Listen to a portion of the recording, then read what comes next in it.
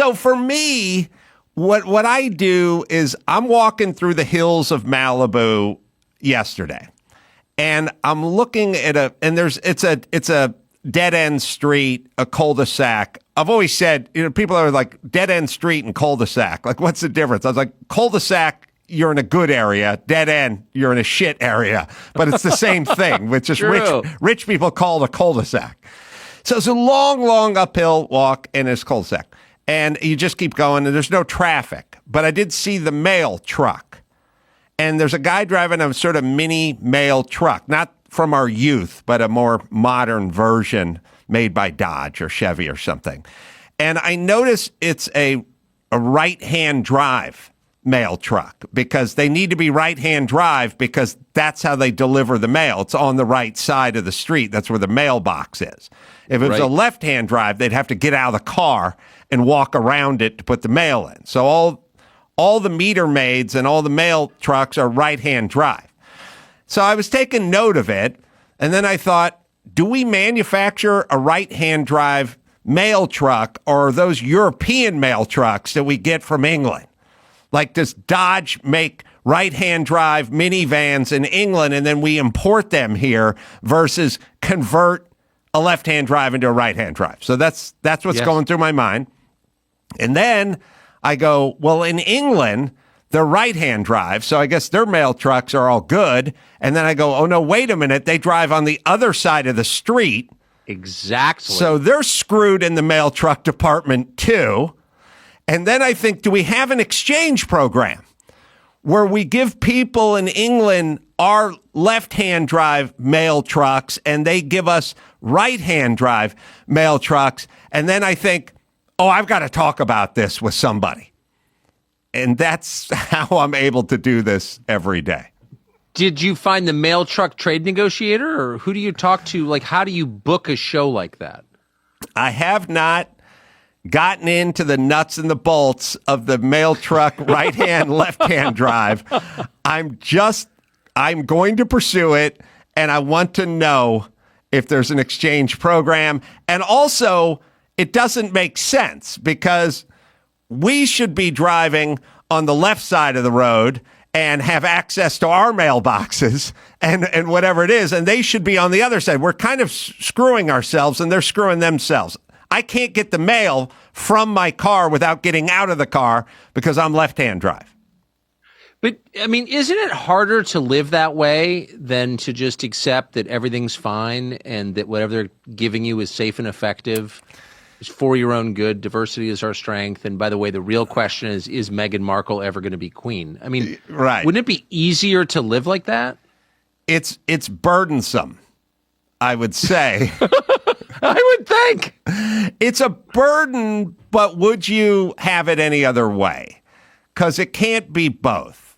You know what I mean? You can't do a podcast for 15 years or be a successful comedian or write books or do what you do without being burdened by this questioning and this curiosity. But, I mean, have you ever had a day where you wake up and you think, I've done this for whatever it was, 9.5 years, 10 years, 13 years. I kind of figured it all out. I'm not curious anymore. I know what's happening. I have no more questions. No, because there's always the next mail truck coming down the street. And I realize that I've spotted mail trucks since I was a kid, and I've never had this thought about English mail trucks, an exchange program. And then I think to myself, this is a reason to speak into a microphone.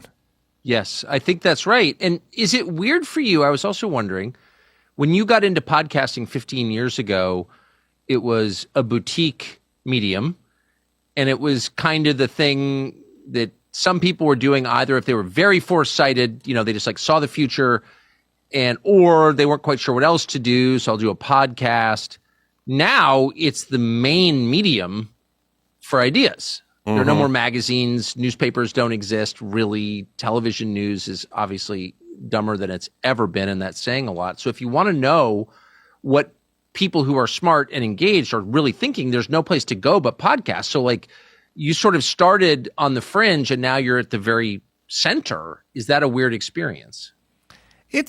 it's interesting. I always sort of say, what happens when you become the man? You know, you start off. Good question. Well, because things change. So you go, I want to do podcasts because I want total autonomy and freedom, and I want to do whatever I want to do and say whatever I want to say. And then you become successful, and then someone goes, the sponsors really don't like you talking about COVID as much as you've been talking, or your views on the vaccine or whatever. And then you realize, oh my God, I've become the man. And then some employee comes up to you and goes, hey, I'm getting married in July. I think I could get a couple weeks off. And you're like, oh, you're asking me.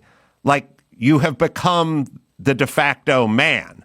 I hope you handle that power well. But it is interesting, and you should aspire to becoming the man, or to be in a position where Budweiser wants to pay you, millions of dollars for your boutique beer company, and put it under their umbrella. It's not all bad. You know what I mean? Like when we were sued by patent trolls, I don't know, 10 years ago, 8 years ago, or whatever it was, I was like, they're not suing any other podcast, they're just suing me. And they're like, yep, the patent trolls are just suing you. And I was like, oh, well, then I guess I've arrived. If you can become patent troll bait, you've won. I said to a good friend of mine who got divorced, he's like, I got to pay $40,000 a month in support, in alimony or whatever. I got to pay $40,000 a month or whatever it is. And I go, well, the good news is you've arrived. Yes, you know what I mean? Like Jim Carolla, my dad, couldn't afford $14 a month when he got divorced. So, there's some good that comes along with divorce, being the man, being sued by patent trolls, I don't know if I want to be the man. I want to be the biblical patriarch. I want to sit at a long table with a tankard of meat in front of me with like a whole crowd of descendants who sit quietly as I tell the same story for the third time. Yes. That's what I want. At the hem of your garment. Yes, I do. So let's talk about you for a second. I am so happy for people like you and for this movement and sort of where it's going. I feel like as much as guys like you were at, and there's the Ben Shapiro's and the Joe Rogans, and the list goes on and on. I'm not trying to exclude anyone, but what I'm saying is I feel like you guys were created more than just the entrepreneurial spirit or freedom of speech, meaning CNN, Fox to a lesser degree, MSNBC, LA Times, New York Times, they all morphed into something that created you and Substack and Elon Musk. Elon Musk didn't need to buy Twitter or X years ago. He was created. This was a creation by what they chose to do and how they chose to do it. And COVID sort of turbocharged and added creatine to it. It just sped everything up because they went harder the direction they were already going. Do you have that sense that in a way we were created by this? I don't think there's any question about it. And that's why I asked you about the fact that you started 15 years ago, which I think is pretty amazing and farsighted. But yeah, I mean, I think of COVID, and not just COVID, but also the Black Lives Matter riots as many things, as the beginning of the end for the country that we grew up in, but also as a sorting process where most people went along with things that were obviously untrue. They repeated the lies knowingly or not because it's easier. But there was a small percentage of people were like, I'll die before I say something that's untrue, before I read your bumper stickers as if I believe them. I'm not doing that. And it was so interesting to see who those people were.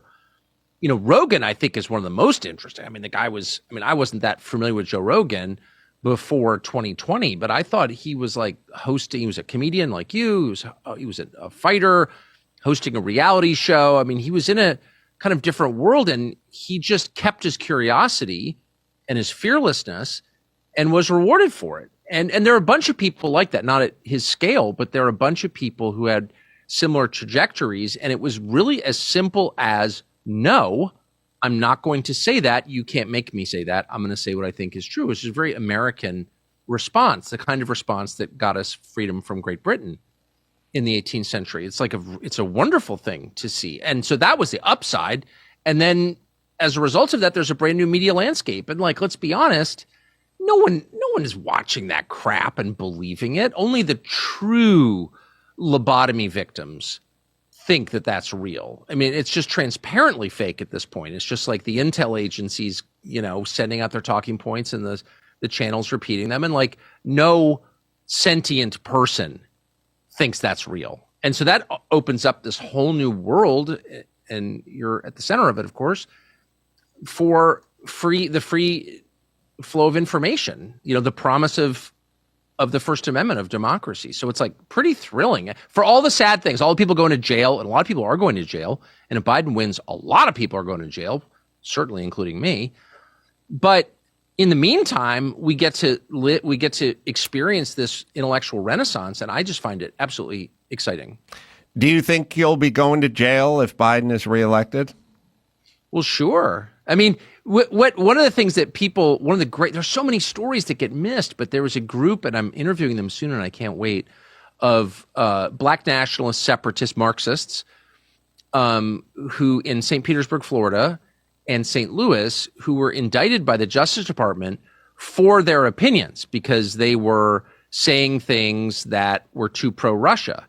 And these guys are literally facing years in prison for, quote, disinformation. And I checked it, too, because I didn't believe that could actually happen in America since I'm from here. And it didn't used to be this way.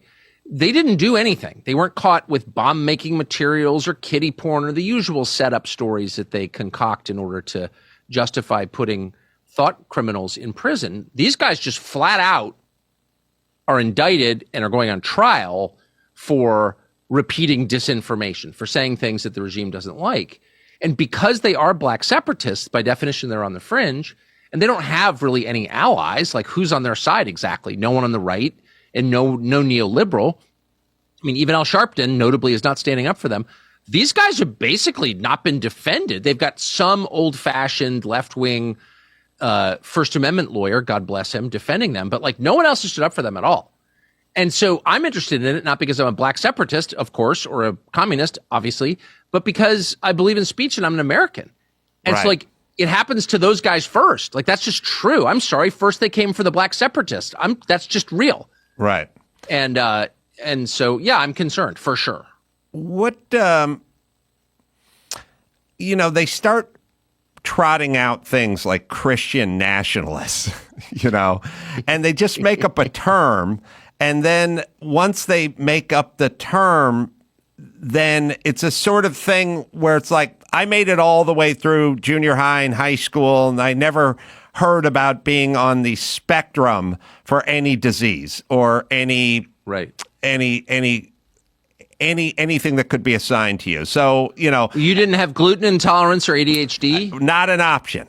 And neither did any of the poor people I worked with. If you were making a lunch run, you just get 5 of everything and drop it off, and they were happy. There was no dietary needs at all. But at some point, somebody decided that maybe I had Asperger's syndrome, but I was on the spectrum of it. You know what I mean? And so what they do is they introduce something, Asperger's, and you go, what the fuck is Asperger's syndrome? They go, oh, it exists. Yes. And then you go, oh, okay. And then they go, and you're on the spectrum. And you go, me? What do I do? Oh, what are some of the things? Well, you do this. You talk. When you talk, sometimes you close your eyes, or when you're thinking, or whatever it is. And I think they do this. They go, Christian nationalists. And you go, I don't know what that is. They go, oh, it's a big deal. And then you go, well, what is it? And then they go, oh, you're on the spectrum. You may not be leading the march to the Christian Nationalist Church, but you embody many of the things. There's a lot of COVID deniers in that group. There are a lot of people are questioning the election. There's a lot of people that are Trump supporters in that group. There's a lot of people that don't want to be engaged in foreign wars in that group. And you go, oh, so I'm in that group? Yeah, you're in that. Everyone who disagrees with them is in this group. And then they've announced that we need to stop this group. So de facto, you're in their pool. I think that's Well, the of course. game. Well, you're in the majority, too. And what they hate is the majority. Right. What's so interesting is that these are the defenders of democracy, which by definition is a majority rule system. Doesn't mean you ignore the rights of the minority. You don't. You protect them. But the majority decides how the country is governed. That is democracy. That's the definition. And there are different mechanisms for doing that. Ours is representative. But the idea never changes. The majority rules. And you can't be ruled by a minority in a democracy, or it's not a democracy. And yet their attacks are all on the majority of Americans, on white people, on Christians. Christian nationalism is a meaningless marketing phrase. It's Christians. They don't like Christians. People who are sincerely Christians. They hate them, actually. And that's what, the trans stuff is about. When did everyone fall in love with trannies? I don't know. And of course they're not in love with trannies. They're a useful device for finding out, just like the vax, just like BLM, for finding out who's on what's team. On whose team. So if you wave a tranny in someone's face and the person runs away, that's probably a Christian. Same with the vax, right? Who's got high testosterone levels? Anyone who's not going to take it. So we got to get them out of here because they're a threat. So, but what's so interesting is every sort of despised minority in America right now, officially despised, is actually the majority. Right. And that's how you know that it's a subversion of the country. It's a takeover of the country. And of course, they're trying to change who lives here. So, what constitutes a majority is very much up in the air right now. And that's the whole point of the invasion underway, obviously. But it's just, no one ever points that out. Really, you're attacking Christians? I mean, that's at least the plurality in the United States. It historically has been the majority since the very first day, the overwhelming majority. And they're the problem? Maybe you're the problem, actually. And that's just the last thing I would say. It's the one thing these people are good at, it's not maintaining a power grid. It's not fixing your sink. It's not, figuring out what kind of car you should drive. They don't know anything about the physical world. The only thing they're good at, they're incompetent. That's why they're part of these organizations, so they can hide their incompetence. The only thing they're good at is seizing the high ground rhetorically. Right. Is coming at you so hard and so fast from so many different directions with ruthless aggression that you, for a moment, a split second, begin to doubt that you're right. I can't believe, white silence is violence. Right. What? Right. What are you even talking about? White silence is violence. And you're like, okay, white silence is violence. And somehow these people in possession of the least defensible positions, hey, let's take our borders down. Let's get rid of the cops. Let's sexually mutilate your children. There's no defending those positions, any of them, but they find themselves with the whip hand because you're beaten down by their moral aggression. The most immoral people moralize the most aggressively. It's like an amazing mind fuck. I think. No, it is. And it's basically two people in an elevator and the guy next to you farts and then he just looks at you and goes, "Why did you fart?" And then you're disgusting. I can't. No, it's worse than that. Well, it's like I'm calling building security. That's an assault. Right. And then at some point, a third person enters the elevator and they go, "That guy just farted in this elevator." And you're like, "Wow, this is amazing what you're doing." This and by the way, it should be admired at some level that you're able to take the craziest batshit ideas and bully people into agreeing with insanity for fear of being deplatformed or fired or shunned even at the dinner table with their teenage kids. Right. But that's it. It's the shunning part. It's not. Yes. I do think that's really the fulcrum here. That's how they get away with it. That's the impulse that is very easy to control in people. The fear of being shunned, of being cast out of the group, put on the ice floe away from the tribe. Something in people, and I understand it for evolutionary reasons, obvious ones. No one wants that. That's the thing they want least. And if you threaten that, like you can't come to Thanksgiving dinner because you didn't get the vax, people will get the vax. Like that's a bigger threat than getting fired for most people. Yes, I think. Shunned is a universal. It's something that human beings universally try to avoid.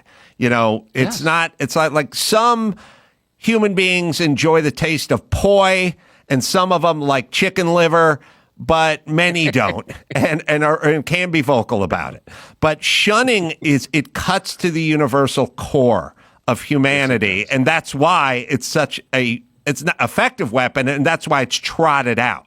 And if you look at all things COVID or Black Lives Matter or, defund the police or the border or any of the things or all the trans movement stuff, it's all had an undercurrent of shunning. Do you want to be shunned? And the answer is no. So then you must go along with 2 + 2 = 5. And most people go, if that's what it takes not to be shunned, then I will agree with you that 2 + 2 = 5. Of course. And it's particularly effective with women. You don't have a black square in your Instagram. I mean, because women, of course, are much more relationship oriented. It's about they understand themselves in terms of their relationships with other people, and more power, Godspeed. And I think it's really important that they're that way. I'm not criticizing anybody, but it's true. They're herd oriented. And if you threaten them, I mean, there's some percentage of the male population's like, well, I kind of see myself standing alone on the prairie, anyway. Right. I should be out here by myself hunting mastodons, but very few women can live with the idea of being a lone wolf. That's just not part of the makeup, the biological makeup of women. And again, thank God it's not. But for political purposes, it's very easy to subvert that and to leverage it for your benefit. And if you look at the polling on any question, it breaks down to unmarried women versus everyone else.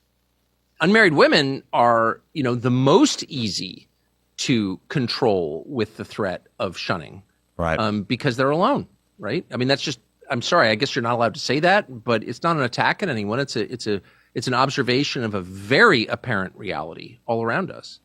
I'd be remiss if I didn't bring up Putin. Lots of, love that man. Yeah. Okay. So here's, a couple things. I think you're a very intuitive person.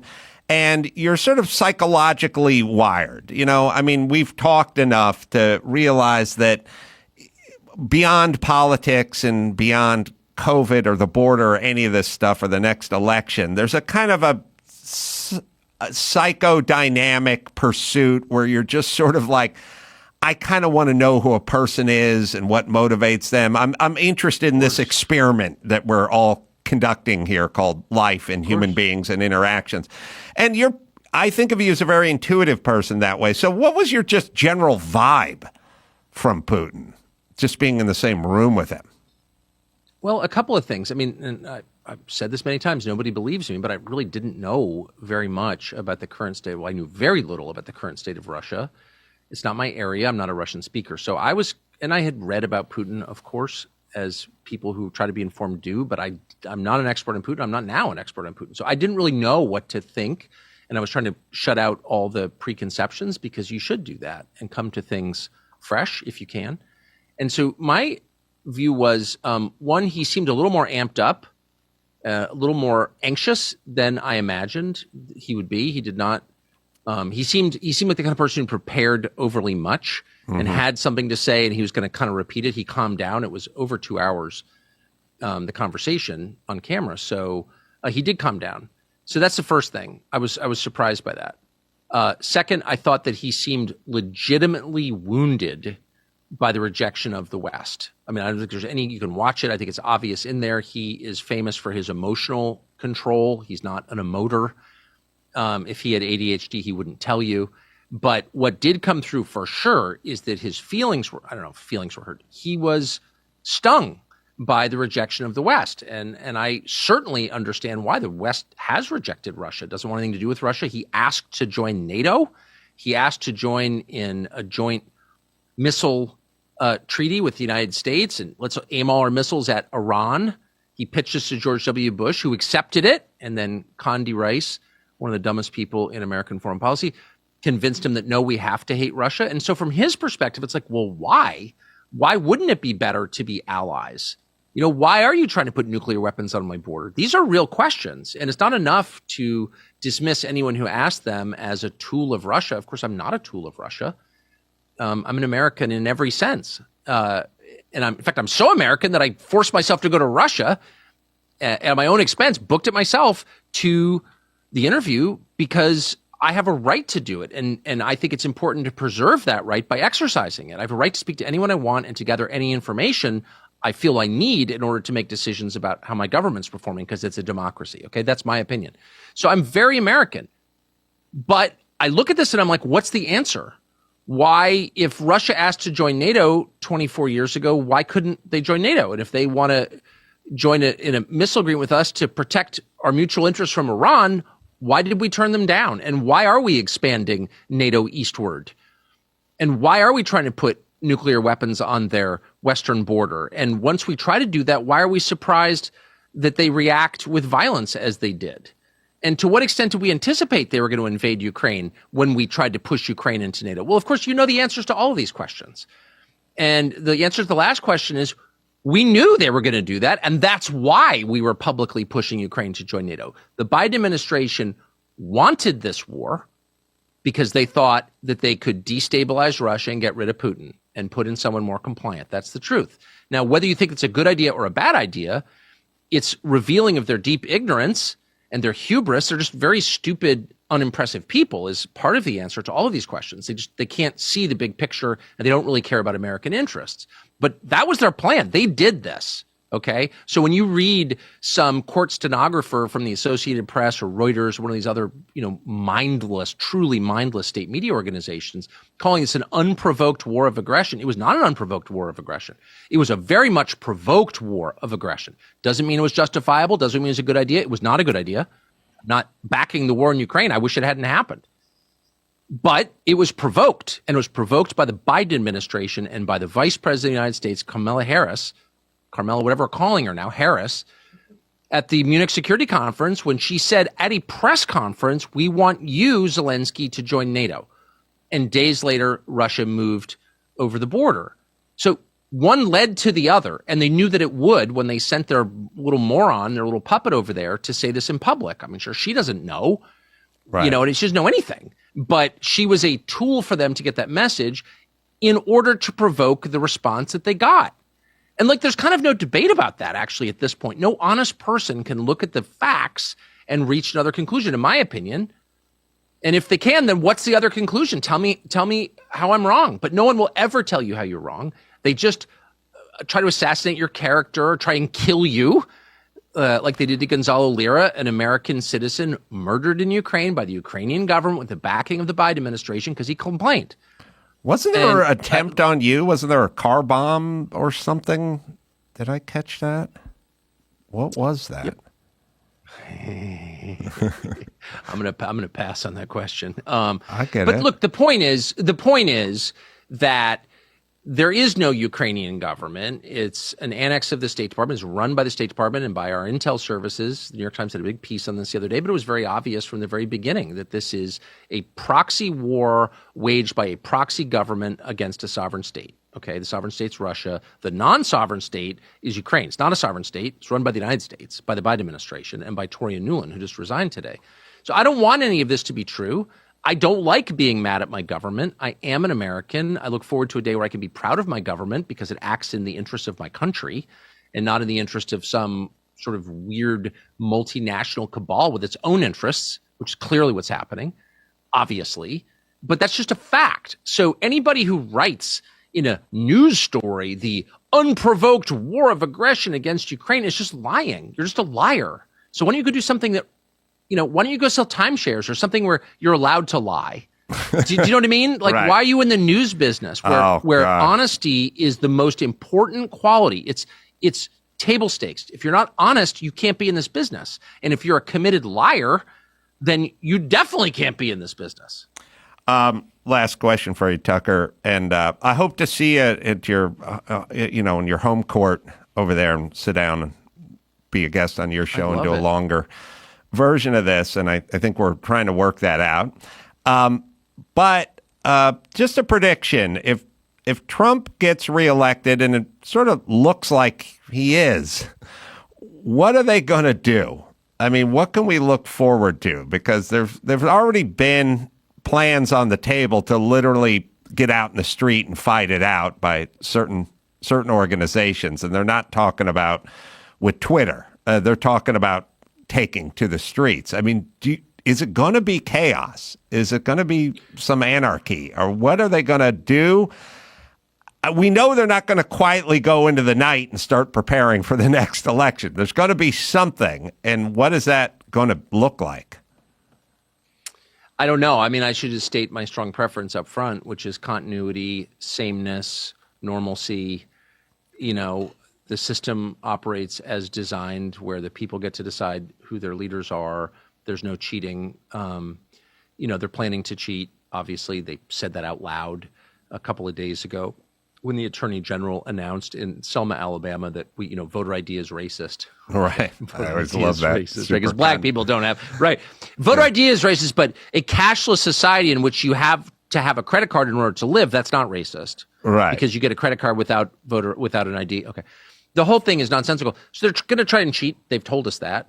I hope they fail. But at that point, they have two options. One, sort of like try to subvert Trump, keep the same policies in place, call him something else, keep the border open, keep the tax code the same, everything, the big things remain the same. They can try that. They tried that last time, and they're pretty successful actually in doing that. Or they can get super radical. And, again, I'm not hoping for this, but there are millions of young men from foreign countries, not American, don't speak English, living in our country now. And no one has told us why they're here, why the U.S. government has paid to bring them here, which it has. Our tax dollars have brought them here by plane or up the Pan American Highway through the Darien Gap to here. That's a fact. Alejandro Mayorkas has been a part of that effort. So we're paying to bring millions of military-age young men to the United States where they now reside. There are no jobs for them, and we can't afford to give them the services that we give our own citizens because we're already bankrupt. So what is the point of this? No one's trying to integrate them into American society. There's no more melting pot. We're not trying to make them Americans. So why are we doing this? And, I don't know the answer to that, but I hope that violence isn't part of the calculation. And I think that it very well could be. I mean, these people applauded when Ashley Babbitt, who's 5'2" and unarmed, was shot to death by Michael Byrd without any warning at all. They just murdered her right in the Capitol. And Morning Joe gave them a round of applause and said, I wish they'd killed more. And so, these are people who are pro-violence. They were pro-murdering Ashley Babbitt. That's all you need to know. Well, and on the subject of who farted in the elevator, there was one shot fired on January 6th. One, and you're calling it an armed insurrection, and there was one shot fired, and it was fired by a Capitol Hill police officer killing a midget woman, a diminutive woman. And you're going to spin that into an armed insurrection. And we'll call that guy a hero, and we'll lock up everyone else who wandered through the halls and throw away the key, and this guy will get no punishment, and no one at Morning Joe or CNN and none of the people that never stop talking about police violence will ever bring it up. Well, how could you watch the tape of Ashley Babbitt drowning in her own blood and feel anything but sadness? But they didn't feel sadness. I watched that tape. It was the first thing I watched on that day, on January 6, 2021. It was the first thing I watched. I had no idea who she was or why she was shot. And the first thing I felt was sadness as the father of daughters, as someone who loves other people, just likes people, doesn't like to see people die from gunshot wounds. I felt sadness. That was not their response. Their first response was she deserved it, without even knowing. It turns out she didn't deserve it at all. But leaving aside any of that, their gut response was she deserved it. So anyone who approaches videotape of a woman dying of a gunshot wound and applauds is someone who's going to be very comfortable using force against fellow Americans, because they've already shown that they're comfortable with it. So they're dangerous is what I'm saying, and I mean that. A sober note to go out on. Sorry. I want to give you a plug, though. Tucker on X and the show streaming on X, Tucker Carlson Network as well, tuckercarlson.com. It brings me great joy to see all the people that broke away from the plantation and are not only free, but thriving and free. And it gives me hope for the future, and I hope I can come see it soon at your home base.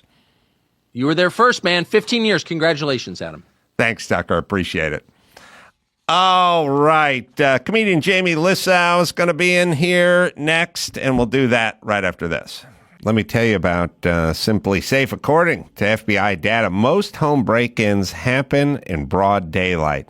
As days get longer, you need to protect your home with Simply Safe. We've used Simply Safe here since they've been sponsors, and that's been over a decade. And when you move, you can pick up your system and take it with you. So you can have it in an apartment or rental or something, and then you go buy a house and you take the system with you. Named Best Home Security System of 2024 by U.S. News and World Report. Best customer service according to Newsweek. 24/7 professional monitoring for less than $1 a day. Half the cost of traditional home security. No long-term contracts. 60 days risk-free. If you don't love your system, you can return it for a full refund. Protect your home today, and my listeners get 20% off any new Simply Safe, 2 eyes in there, any new Simply Safe system, and they sign up with Fast Protect monitoring. Just visit simplysafe.com/Adam and save that 20%. It's simplysafe.com/Adam. I'm having a weird week. The other day I noticed if you watch all the Star Wars movies back to back in order and really pay close attention, you're a friggin' loser.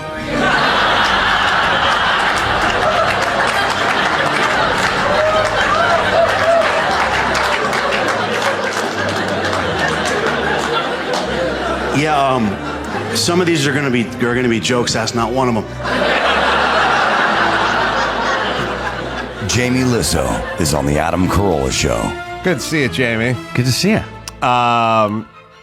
Dates coming up. Covina, Laugh Factory, March 7th. And then Reno, Nevada, Laugh Factory coming up March 14th through the 16th. And you can go to Jamie, and I'll spell it out, LISSOW.com to find out more dates. Thank you. Yeah, I also own RobSchneidersFriend.com. If anyone forgets my name. Well, it's trickle down economics because Sandler does Yeah. the thing, and then it trickles down, and it trickles down, and it just keeps trickling down. I think I bought Adam Sandler's Friend.com. None of this is a joke. Oh, really? I believe I own Adam Sandler's Friend.com and RobSchneidersFriend.com. So for you live in Alaska, right? Yeah. And where'd you grow up? I grew up in upstate New York. And what's Alaska like as a? I mean, it's the greatest place to visit, but what's living in Alaska like? I've made a horrible mistake. Like, it's a great place to visit, but the situation I'm in is, it was like I met this girl, and she was from Alaska, and I met her doing a gig up in Alaska, and she was the owner's daughter, and we fell like immediately in love and got married like really quickly, and then it sort of led to we ended up, she wanted to move back near her family, and then we moved there, and then I think as we were moving, she met a guy. Like, as we were moving things in Really? it was so quickly. Wait, you were married? We're married. How long had you been married? It was 16 years. But how long until when did she meet the guy? That's a questionable. It's It's a range. Yeah, it's a range, and then What's the low end of the range? I would say it might have been a bit. So we kind of moved there, and then so now I'm like divorced guy in Alaska. So that's where my kids live, and that's where I go to see them. I don't have many Alaskan jokes, and I've never done it on stage, but I always said I think I could walk into any bar in Alaska and just put a windbreaker on and yell "Federal Marshal," and everyone would jive out of a window. I wouldn't have to finish. I'd just go, "Federal Marshal, I have a warrant for," and no one would ever hear. You'd just see every human being in the bar just do a shoulder roll and dive out of a window. Glass everywhere. Yeah, I saw people hiding out. The other day, I was at a coffee shop with my son, and he goes, "Oh my God, that guy looks just like Santa Claus." And I looked over, and he could have been talking about like 7 guys. All right, a lot of It's fat bearded felons and dudes. Santa Claus lookalikes. So They're really proud of their salmon there too. You talked shit on their salmon; they were not having it. listen, I will. When I was playing the club, I did not the partisan crowd turned against me almost immediately because I dissed their salmon. For first off, if a fish is your thing, fucking move on. You know what I mean? Like, as a society. I mean, I got a lot of trouble with your people and Manny Pacquiao, which is... Let's not revisit that. If you're living and dying with a middleweight boxer, that's not a good sign for your society. You know what I mean? Well, the fight over there is at 3 a.m. and 80% of the Philippines is up watching TV at 3 a.m. on a school night. You know what I mean? Because this 140-pound guy is going to punch a Mexican. You know what I'm saying? Yeah. And so you shouldn't base all your pride on a fish. You know, if I say your salmon isn't as good as I thought it would be, you should be able to not be wounded and keep going. You know what I mean? I think you're still banned. It's kind of the beauty of being from L.A. You could just come up, anyone could come up to anyone and just go, oh, fucking Rams suck. And you go, yeah, I know. And you just walk away. You can say whatever you wanted about anybody in L.A. because we're not married to any fish or fighter. If someone shits on your salmon with an F. and your feelings are hurt, you don't have a lot going on. Right. So I simply said that I pulled, salmon out of the stream, had it filleted and made for us that evening. And it tasted the same as the frozen one I got from Trader Joe's when I was back in Glendale. And everyone went, what? This was heresy. This was heresy to these people. And I was like, look, I'll do the same thing. I got a jack off Hollywood buddy who does every time you go out to dinner with him, he's like, Kettle One, Kettle One, martini, shaken, not bruised, stirred, not shaken, with one pimento olive and one onion and one tear from a dwarf, And I'm like, you can't even fucking tell the difference between Smirnoff and Kettle One. He's, yes, I can. I go, okay. I'm going to get us some shots, and we're going to figure this out. And he immediately just went, yeah, okay, fuck it. I can't do it. I can't tell the difference. And I will take those Alaskan people. I will go down to Trader Joe's. I will get myself a piece of frozen salmon, and I will prepare it with dill and love. And we'll pull one out of the stream, and we'll see if they can tell the difference. Because I couldn't. Of course, the crowd turned against me. Did you, Dawson? Did you taste the difference? Yeah, no, I did. It was unremarkable, is what it was. It tasted like salmon. It tasted exactly like salmon, and it may go to the sturdiness of the fish. Salmon have to swim upstream of a major current to lay their eggs and die. Maybe they're just so strong that they still taste as good as they did out of the river from a Ralph's the couple weeks later. This is really more of a tip of the cap to Trader Joe's than it is an indictment over their salmon. Right. I'm the kind of person where if I said that on stage and they got upset, I would immediately fold and I would backtrack. I feel like that is not the tactic you would take.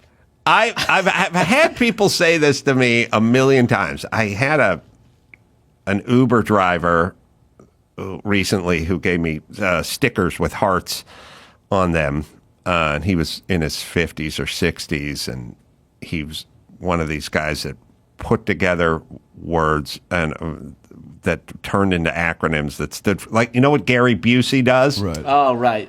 That's what he did.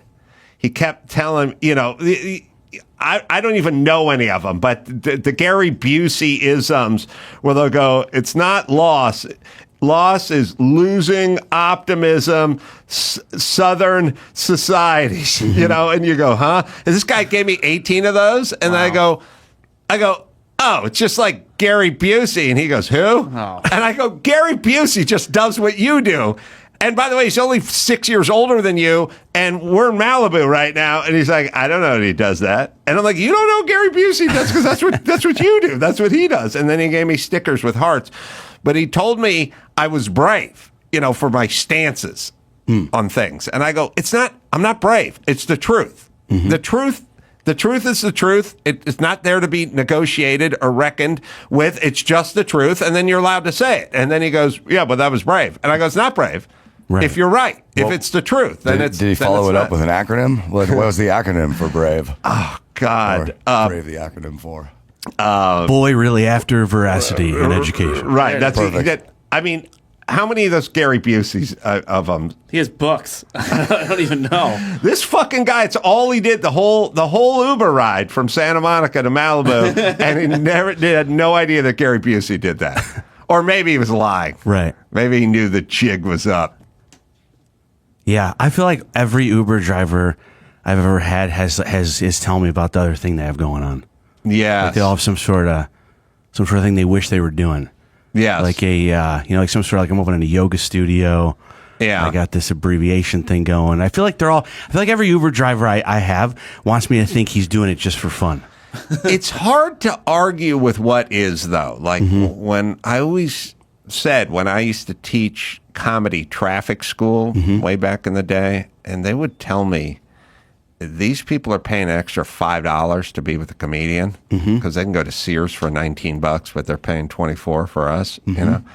And they would always go, you got to start by really embellishing your bona fides as a comedian. Yeah. You know, you got to talk about how good things are going and how much you're kicking ass out there and sought after and so on and so forth. And I was like, but we're at a YMCA in Arleta on Sunday, and it's 7:30 in the morning. What fucking successful comedian would be paid $80 to sit in a YMCA in Arleta and stand here for 9 hours? Right. And they're like, you got to bolster it.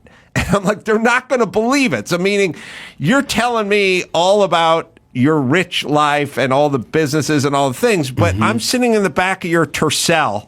It smells weird. And for $11 on a Wednesday night, you're driving me all the way down PCH. So true. How can it be going good? Have you ever got this, though, with the driver?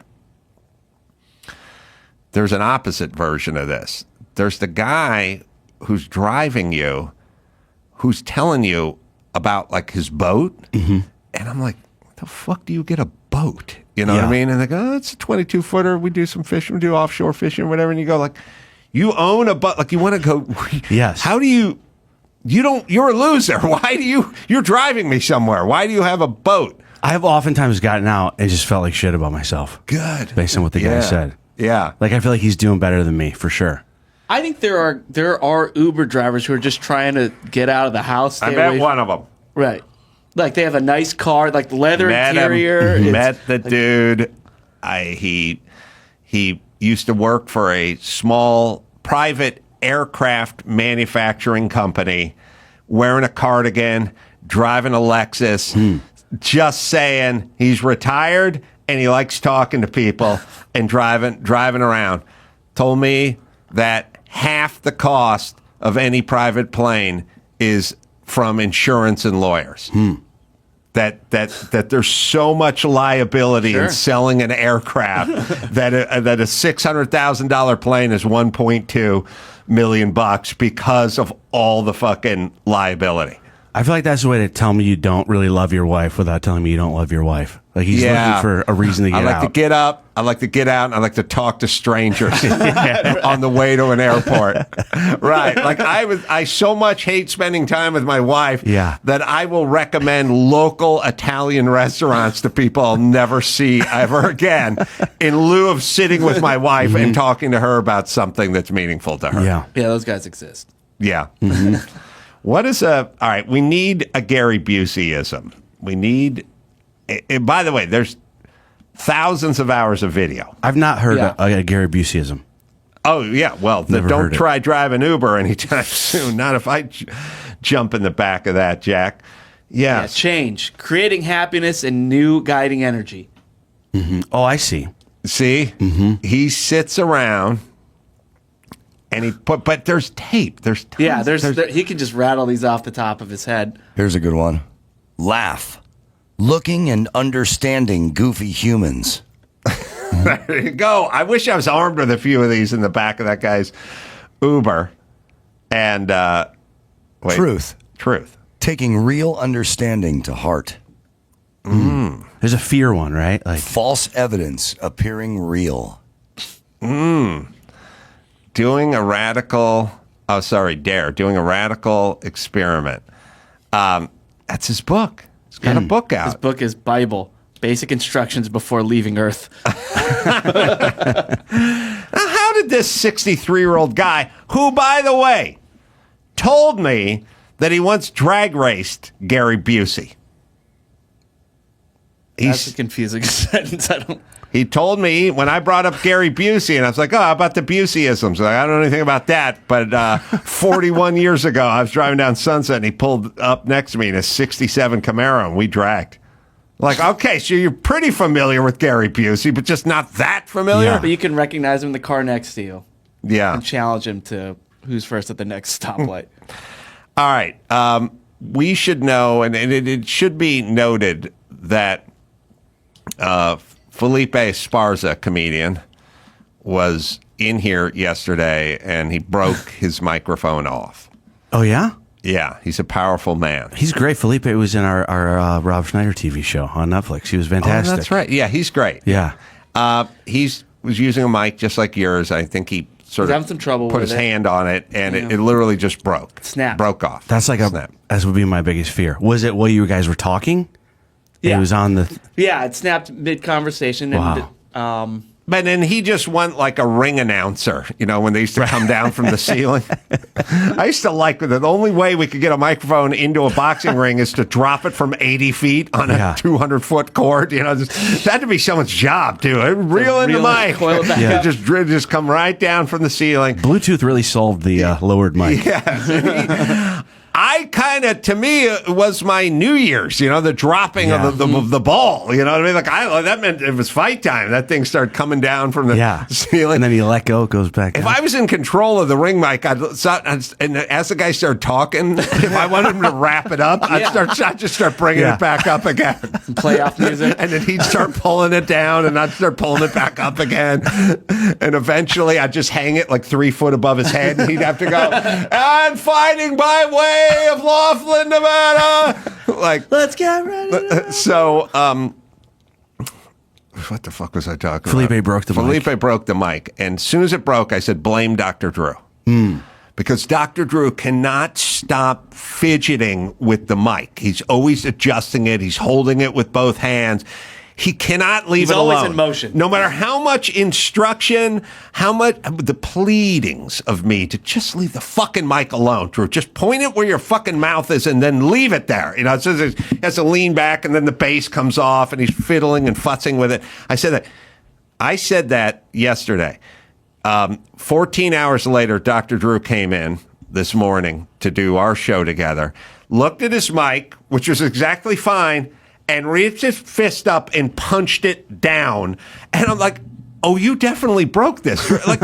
There's a wing nut on the side that you can just loosen, adjust it to where you would like it, and then retighten it. You don't have to fight it off. I said, Dr. Drew, in your car, when the valet brings it back and the seat's too far forward, do you get and push your feet against the dashboard and mash it back? Or do you use the fucking switch? You have to get a lowered mic for Drew. Well, bring it down from the ceiling. Right. Oh, he would end up hanging himself with it. He'd be wrestling. He'd be struggling. That's where we'd find him. And then you know what I'd do if I found him hanging? I'd show up before I call the cops. I'd pull his pants down. And I'd put his hand on his dick. And then I would call the cops. And I'd go bring the cameras in. Because Dr. Drew definitely died doing autoerotic asphyxiation. This is how I found him. I just saw Dr. Drew. He came to my show in Pasadena. At the Ice House? 2 days ago. Yeah. Oh, he did? Yeah. Brought his wife. Came to watch the show. Did he rush the stage and punch the mic a few times, or did he just sit? Yeah. I go, how do you lower this mic stand? He came up and just snapped it in half over his knee. He just took the whole thing. Headlock. Oh, that's so funny. Yeah. I didn't know that. God bless. Yeah, it was nice. I loved it. Right? I'm a huge fan of Dr. How would Dr. Drew have get experience with mics? He's only hosted 30,000 television shows and radio shows. He is a wild, uncoachable stallion who needs to be free. He's a passionate man. He's a man of exquisite passion who cannot. I've tried to break him a couple of times. Yeah, can't do it. He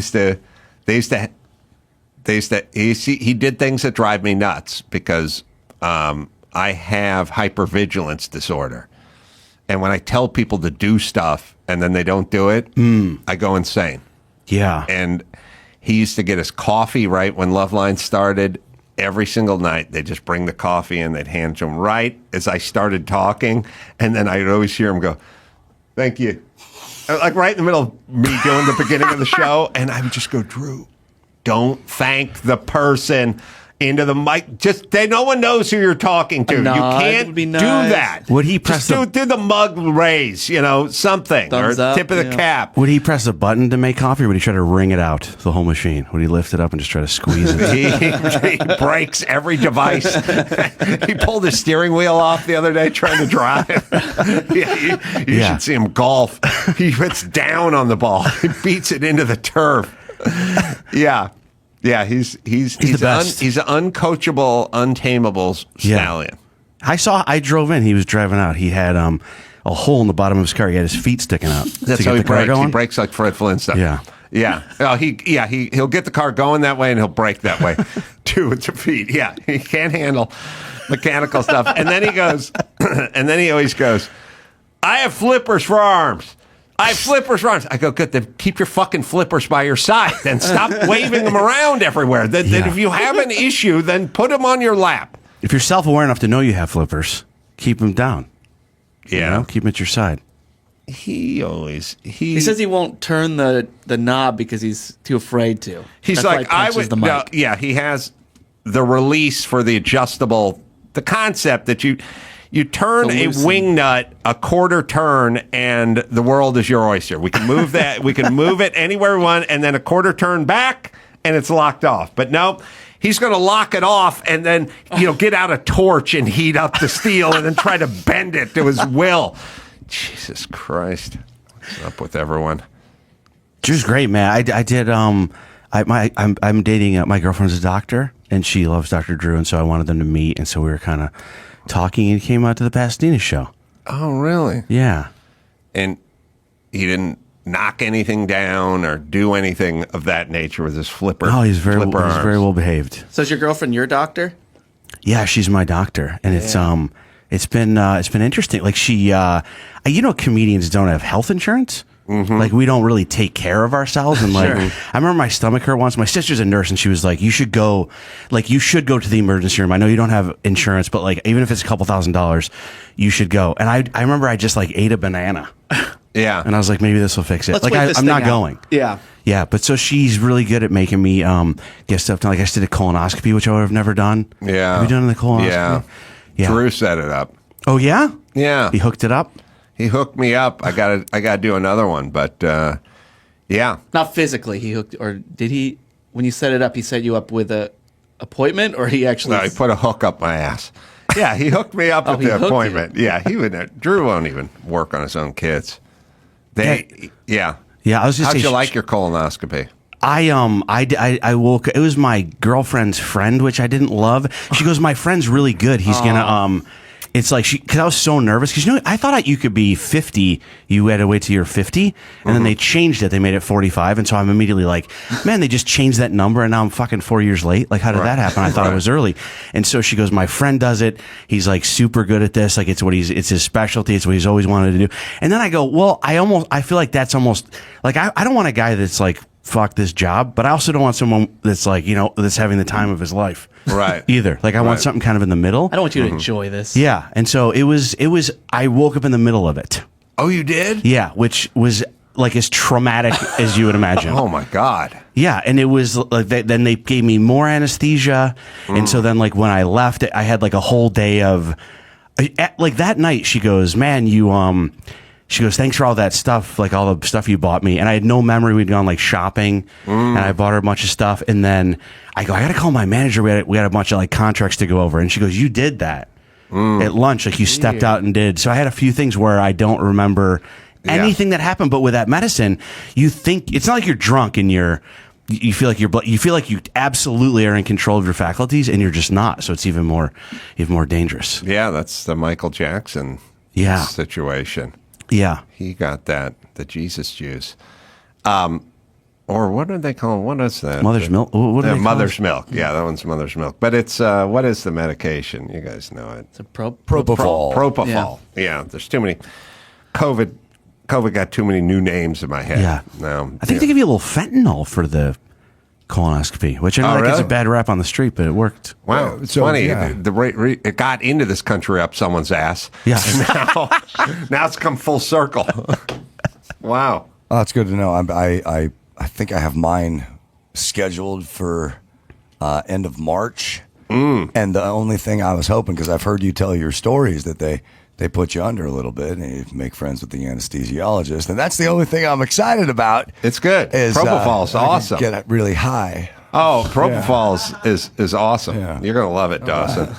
All right, something I haven't gotten to in a long while, but I feel Jamie would be good for this. So the RFK Night of Laughter benefit that we did a couple of weeks ago, the LA Times wrote an article. Yeah, this is a great event. Cheryl Hines was there.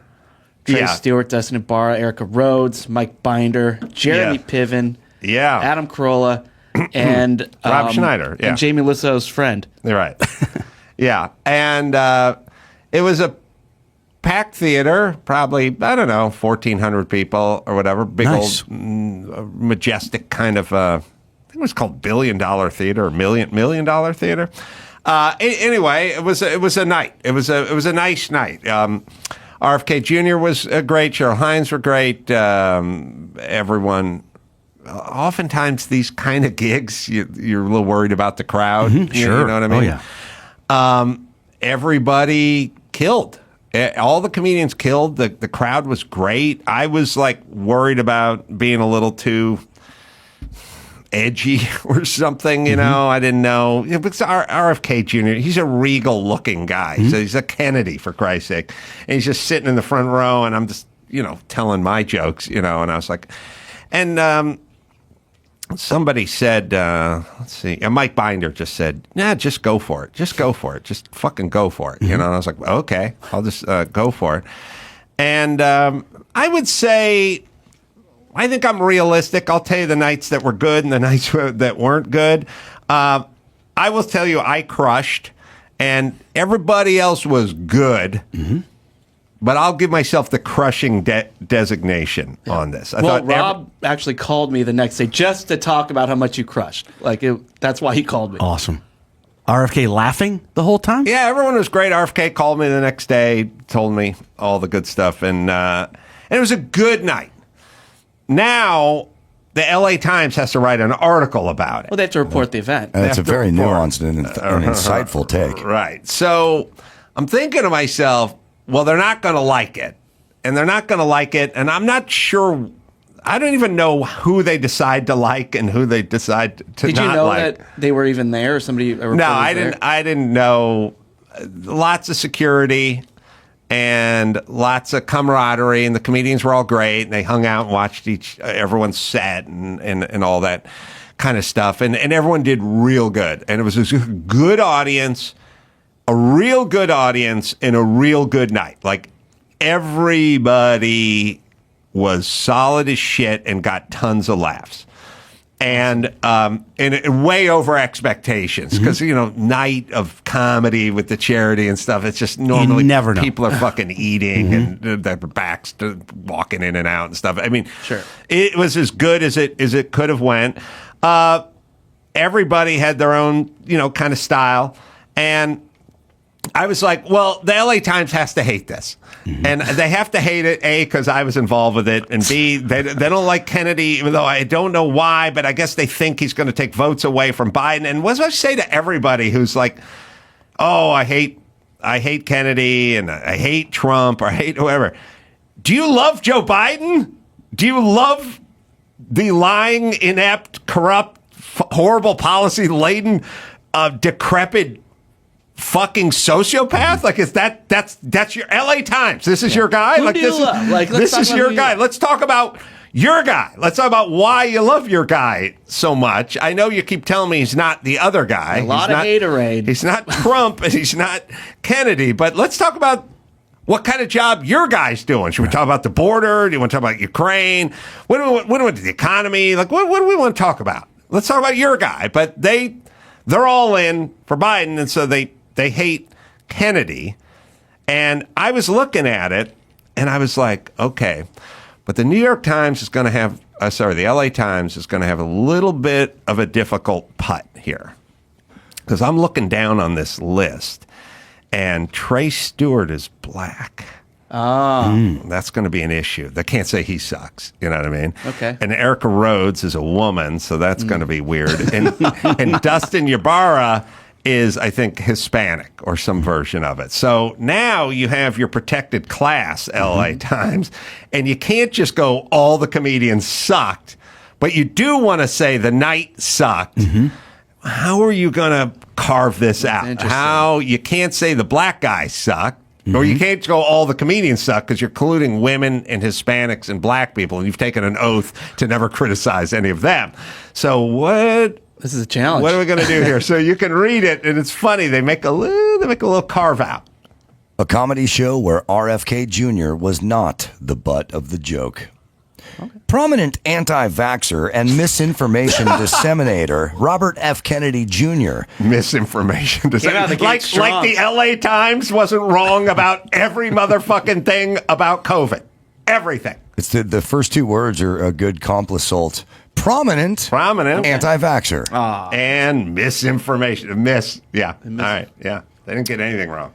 Has been the butt of many late-night jokes since announcing his bid for the presidency last spring. But this week, the son of the late Robert Kennedy finally found an audience to laugh with him, not at him. By the way, notice how he's Robert Kennedy now and no longer Bobby Kennedy. Oh, that's right. The Kennedy campaign hosted a night of laughter with RFK Jr. and friends, a fundraiser at downtown LA's $1 Million Theater, with RFK Jr. himself in attendance. The 2-hour-plus show attracted a sold-out crowd of supporters who paid upward of $150 a ticket for a rare opportunity to watch their Democrat-turned-independent candidate championed by comedians rather than lampooned.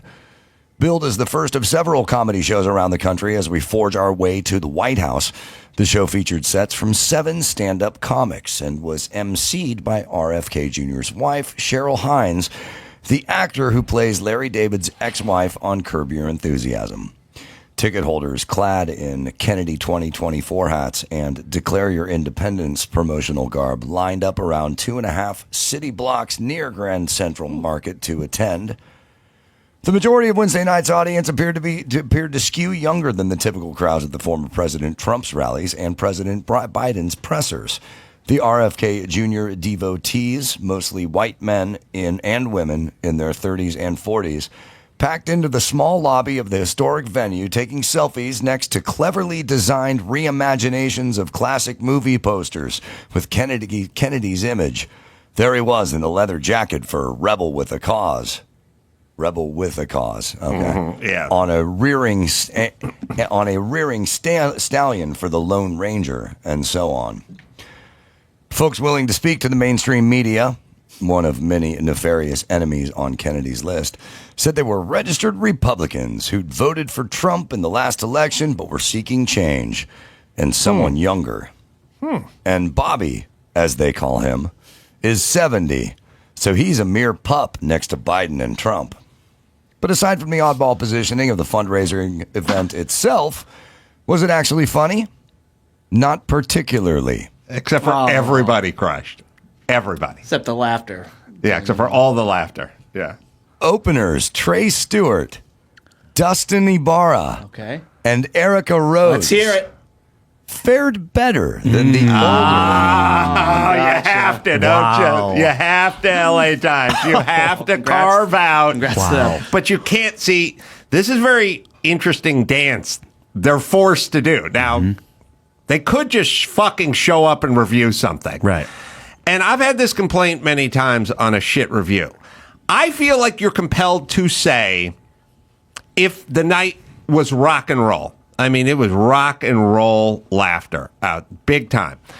I think when you review that, you can say, not my cup of tea. Sure. I don't particularly like this brand of humor, but the audience did enjoy it. The audience, lots of laughs from the audience. Sure. But you can't do that because you're the LA Times. They're lying. You have to lie. You have to lie. So you take a raucous night of fucking big time laughter where, by the way, again, I'm not blowing smoke up my own ass, but I definitely crushed. And what you'll do is you'll have to bring up the people who went up in front of me, and then you have to go, they fared better, because you can't say it was good, and you can't, like, if it was a shit night of comedy, LA Times, you can't say Trey Stewart and Dustin Ybarra and Erica Rhodes were super funny, because then it's like, well, then maybe it was a funny night. Right. But you also can't lump them in with a night of non-laughter because they're in a protected group. So how do you do the carve out? You go, well, they fared better. That's how you do it. Fared better than the older, top-billed veterans. That's simply right. because they delivered material that wasn't based in the GHW, Bush, Clinton, GW Bush era. All right, we got it. I just wanted. It was a fucking. They have to call it a bad night, but they got to carve out their protected kids. That's what I like. Also, they're the most predictable entity in the world. The Rolling Stone magazine is the most predictable, and then LA Times. I can tell you exactly what they're going to think of everything before they review anything, which is not what you really want if you're a news organization. Right. That would be infuriating too, as a comedian. That is objective, and Schneider too. He kills. I've seen him on the road. That would be infuriating that somebody, like you said, if it's not your cup of tea, I accept that completely. But to say that there weren't laughs or it wasn't. Well, you just go, I don't like RFK. We don't like RFK. We don't endorse RFK. But lots of laughs at the event. That's not an endorsement of RFK, but they can't do it. Right. That's that they can't say it. It all has to be a lie all the time about everything. That's the beauty. Oh, that's why they're going under. I mean, that's why they laid off 115 reporters. That's why, because they can't stop. What it is they laid off their reporters a month ago, and this thing was 2 weeks ago. They can't stop themselves. And no one ever talks to them. No one ever goes, look, I know, you're going to go over there and you're going to write a real shit review about this thing. Mm-hmm. Maybe that's not a great business model. Maybe you should just go, and if it was enjoyable or people laughed or you thought people laughed, then just put that in the article. This article in the LA Times was written by Lorraine Ali. Formerly of Rolling Stone. Oh, perfect. All right. Yes. Amazing. Two birds with one Rolling Stone, everybody. All right. We'll take a break. Jamie's going to hang out, and we'll do some news right after this. I got a surefire way to wake up feeling fresh after a night of drinking Z-Biotics pre-alcohol probiotic drink, world's first genetically engineered probiotic.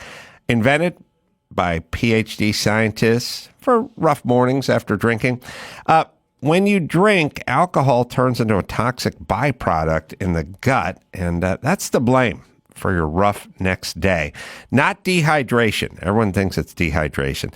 Z-Biotics produces an enzyme to break this byproduct down. And let me tell you, I have taken Z-Biotics most recently. Well, I took it before the Super Bowl because I knew I was going to be doing a little celebrating, and the game went on for a long time, and it works. Just remember to make Z-Biotics the first drink of the night. Drink responsibly, and you'll feel your best tomorrow. It's Z-Biotics, right, Dawson? Go to zbiotics.com/Carolla to get 15% off your first order when you use Carolla at checkout. Z-Biotics is backed with 100% money-back guarantee, so if you're unsatisfied for any reason, they'll refund your money, no questions asked. Remember to head to zbiotics.com/Carolla and use the code Carolla at checkout for 15% off. Thank you, Z-Biotics, for sponsoring this episode and our good times. Celebrating 15 years of podcasting, here's a memorable moment from the Adam Carolla Show's Ace Awards archives. They have decided, permanent Washington, both parties have decided that there's something about Trump that's so threatening to them, they just can't have it. They're putting him on trial in March of next year in the J6 case, which basically consists of trying to send him to prison for the rest of his life for complaining about the last election. That's literally what it is. Again, if this were happening in Moldova, the State Department would issue an all-hands-on-deck order to let the world know this is not a legitimate government. And yet, our government is doing it. It's hard to overstate how bad this is, and I don't know where it's going, but there's a collision that's clearly imminent. And by the way, the president is senile in a way that's impossible to deny. Biden's not running the government. I don't know. I've never been this worried about anything as I am about where this is going. Now, for some new memorable moments, let's get back to the Adam Carolla Show. Jamie's hanging with us. We got some news coming. So there is a Spanish-Dutch artist who is set to marry an AI hologram this summer. Wow. Yeah, it's on. Here we go. It's on. Yeah, so it's going to be, according to them, a unique ceremony. This AI hologram was trained on data related to her previous romantic partners. But she also had a previous relationship with a mannequin named Pierre. So I guess she's trying to break the pattern and go AI. Yeah. I don't trust any artists anymore. I would have I would have been fine with artists, hundreds of years ago, like the Dutch masters and stuff like that.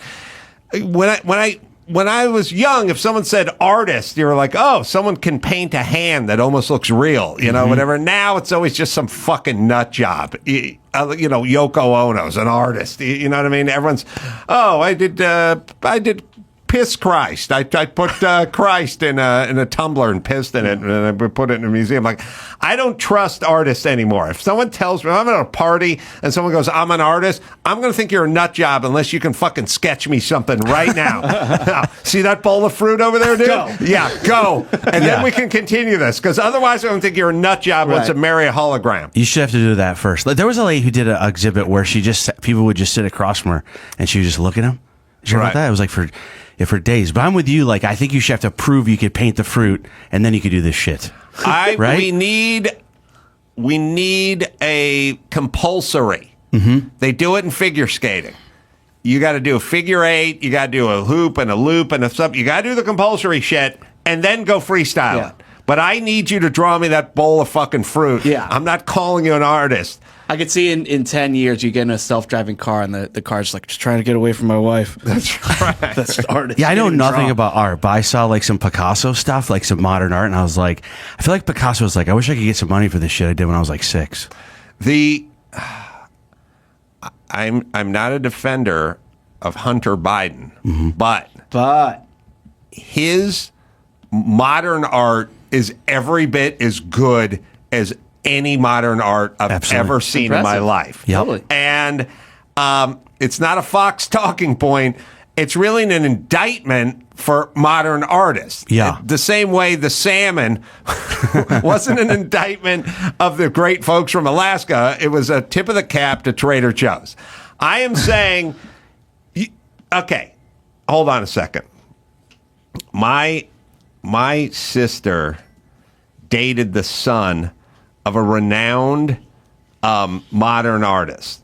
His name was Ed Moses, I think it was. I think it was Ed Moses, not the There's Olympic an artist hurdler. named Ed Moses. Right. He would sell his paintings for hundreds of thousands of dollars or tens of thousands of dollars. He mostly drew big circles. Wow. He just like big orbs. You know what I mean? And what I'm saying is Ed Moses, who was a renowned modern artist. This one's actually not as bad as nice Show me some more. Show me some orbs. I've been to his gallery. Hunter Biden's shit that he draws with a crazy straw is every bit as good as Ed Moses' best work. And that's a fucking junkie who just gets his money from China and only does the art. It's a rolled up dollar bill. He sells his art for $500K as a money laundering scam. It's not like someone just said, what's the best way to get this guy money? Well, he can't go to Ukraine and shake down energy companies anymore. But what if you did retarded art and then we just got donors to anonymously give you $500,000 for it? And he's like, all right, I'll be an artist. Yep. Hunter Biden shit is every bit as good as any modern artist shit. How do you sell your first modern art thing? How do you do the first one? I can see the next one, but how do you sell the first? Like, who's the first guy that? Right. How do you get your first one? Someone would pay $500,000 for an Ed Moses now. because there's a market. You need a dad like Taylor Swift. This is right up there with who ate the first lobster. Yeah. You know what I mean? Going, what? Get away from that fucking thing. Yeah. How do you do the first one? Yeah. I don't get the deniers of that Biden's old. The people that go like, oh, he's sharp as a tack, or like the Hunter drug. I don't. I was behind Hunter Biden once at a hot dog stand, and he goes, "How many cocaine straws do I owe you?" That's how he pays for things. That's a drug addict. That's his currency. And he paints with a cocaine straw too. Yeah. He blows bubbles into it. We found cocaine at the White House, and it's not a thing. And the FBI destroyed it, or the Secret Service destroyed it. Like anybody. When people said cameras that, there, we don't know. Well, I mean, that's not as ridiculous as the fact that on a laptop, whether it was Hunter's laptop or not, are pictures of him snorting cocaine off of a hooker's asshole. All right. Now, it doesn't matter if where the laptop is from. Well, thank God there's no pictures of Hunter Biden doing coke off a Russian hooker's asshole. Which I don't have as much a problem with that, right, as that it's not a hard enough surface. I just feel like it's a difficult cocaine it's surface. not effective. I don't have a problem with it. No. Also, like, how do you have? People would go like, it's got to be Hunter's cocaine. And I would go, I don't think so, because it was some left. That's right. Do you know? Like, you never doing cocaine and somebody goes like, man, do you got like Tupperware or something? We got way too much leftovers. Yeah, you got a baggie or something? Yeah, it's true. You just do it until it's done. We got way too much cocaine. Yeah. No one's ever said that. Yeah. Well, Rolling Stone just published an article about drugs at the White House. What? Yeah. During the Trump administration. So Trump's White House was awash in speed and Xanax during it. It said that, senior administration officials and others who worked at the White House, they were often given speed for things as minor as an energy boost during a particularly long shift. We're given speed? Yeah. What does that mean? They weren't snorting like trucker speed, you know. I imagine maybe a pill of some They're sort. given a Xanax or whatever. Yeah. They're given whatever you do with ADHD. Is that I don't know. Rolling or- Stone, there's a quote that says it was like the Wild West. Things are pretty loose. Whatever someone needs, we're gonna fill this. Listen, I'm all for pharmaceutical interventions, like when they have guys, back in the day who flew like U-2 surveillance planes and stuff like that. And they'd have to be in the air for 18 hours or whatever. They'd dose them up. Yeah, I'm with you. I feel like if you're like an air traffic controller, take some speed. Yeah. Mm-hmm. I always felt like what was weird with drugs is you ever see like they would test an Olympic athlete and they would say like, oh, this snowboarder tested positive for like weed or something. I feel like you should get a higher score because that makes it harder. Oh, yeah. I think you should have to help your sport. It depends what the drug is. Like, I remember there was a championship boxer who won the belt and tested positive for weed. Yeah. And then took the belt away. And I was like, he needs a second belt. Yes, exactly. Yes. The weed is not performance enhancing. And the last thing you want to do is box or train to box when you're high. And if it's helping the person, then strip them of the title. How do you think his opponent feels hearing that? Yes. Mm-hmm. I feel like shit. Yeah, he's actually better than this. He's stoned? Yes. All right. Sorry. All right, let me get back to here. So, speaking of cocaine, so Johnny Manziel.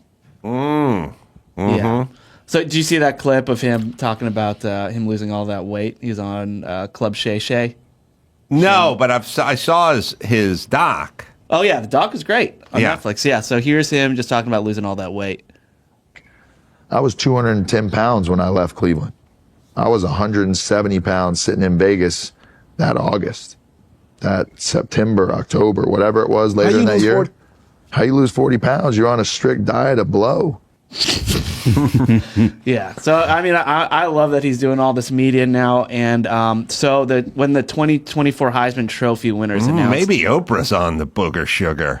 She looks good. She's not naming what drug it is. So anything's on something. Anything's on the table or the stripper's ass. Mm-hmm. So when the 2024 Heisman Trophy winner is announced, don't expect to see Johnny Manziel there, though. Because, at every Heisman Trophy, all past winners join the stage to welcome the next star. But Johnny, he tweeted, after careful thought and consideration, I will be humbly removing myself from the trophy ceremony until Reggie Bush gets his trophy back. Oh, really? Yeah, he says it doesn't sit right with my morals and values that he can't be on that stage with us every year. Reggie is the Heisman Trophy. Do the right thing.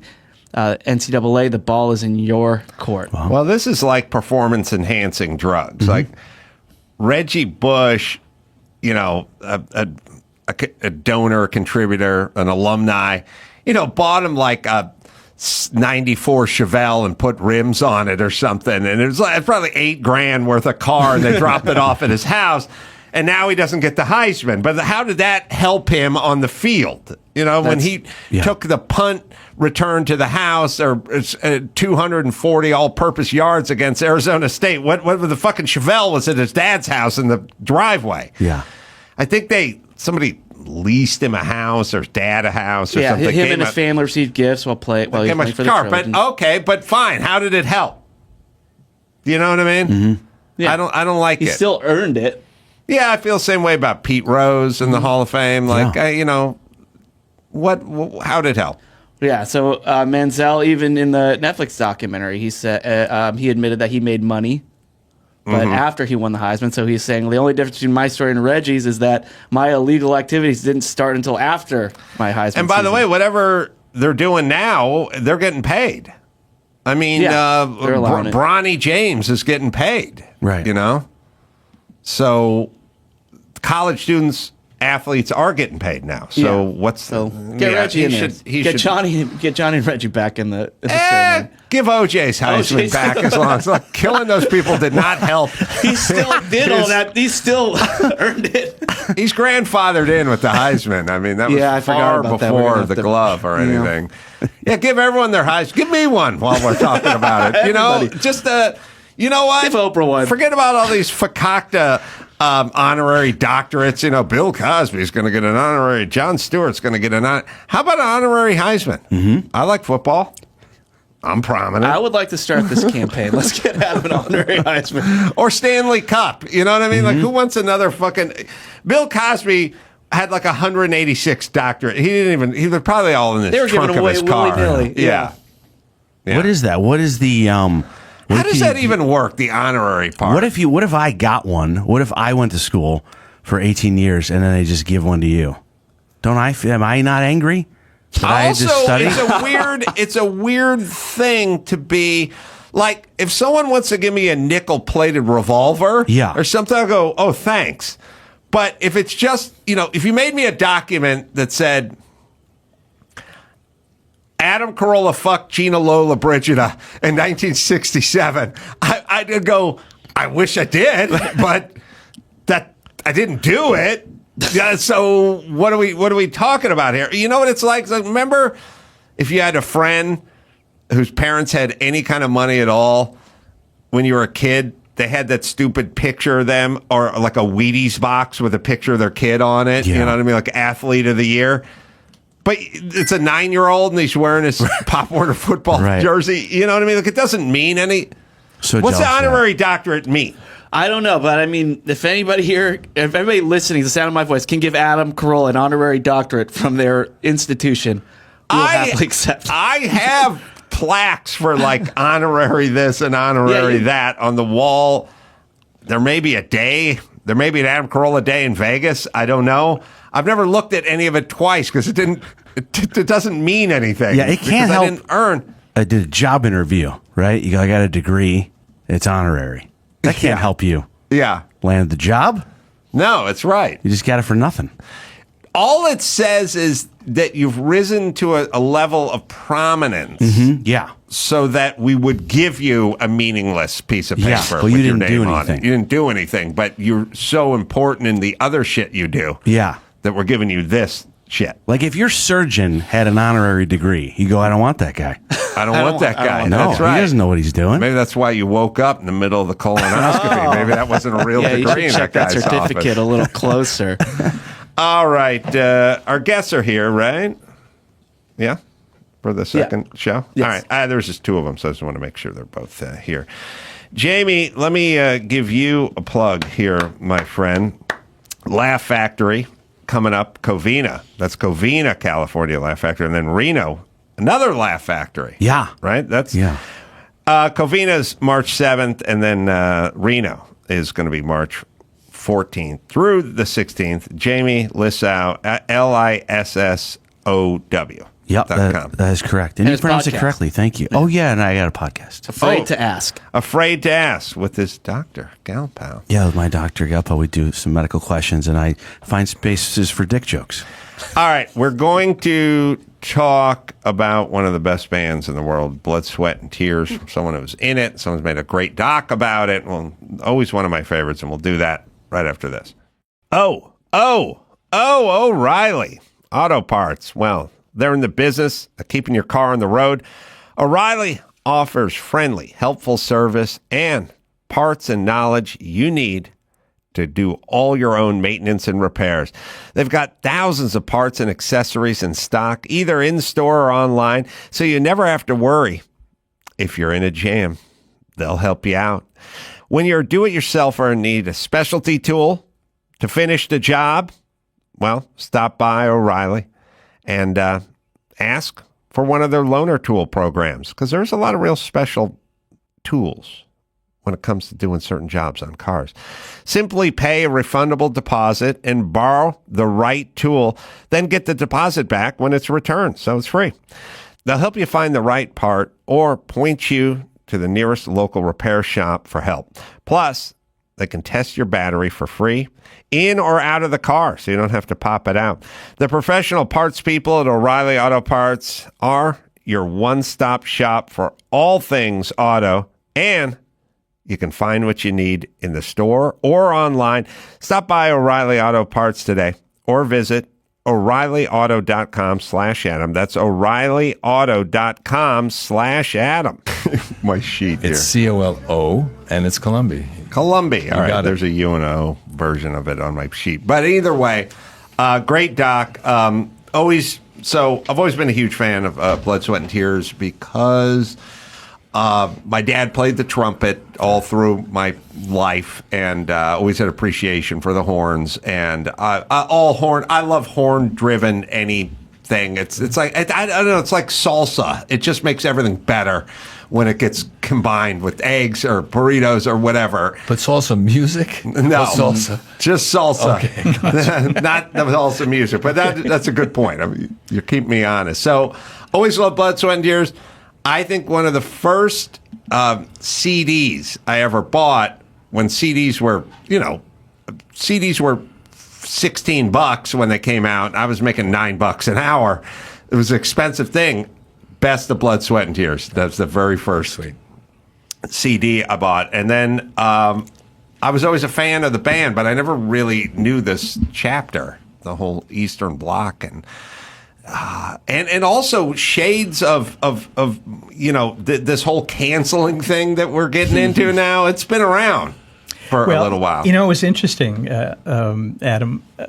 I was a big fan of the band as a teenager and into college and all of that. But I always had wondered, they were so popular. Beat the Beatles out for a Grammy Award. Abbey Road. Yeah, they were so famous, and then suddenly they weren't. What happened? So Bobby had seen a film I'd made a few years before about John Coltrane, and he called me up one day and he said, I want to take you to lunch. I want to tell you a story.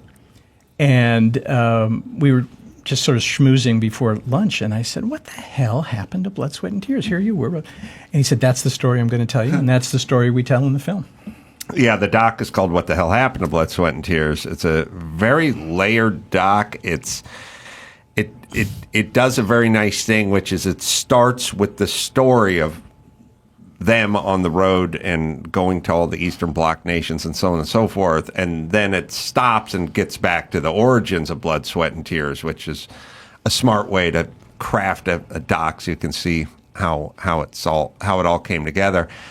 And yeah, I think most people just don't have the bandwidth to kind of look into everything all the time like we should, which is sad, but it would be wildly distracting. But I was always, there are bands that had great success and then you didn't hear from them again, but it was usually based on their talent.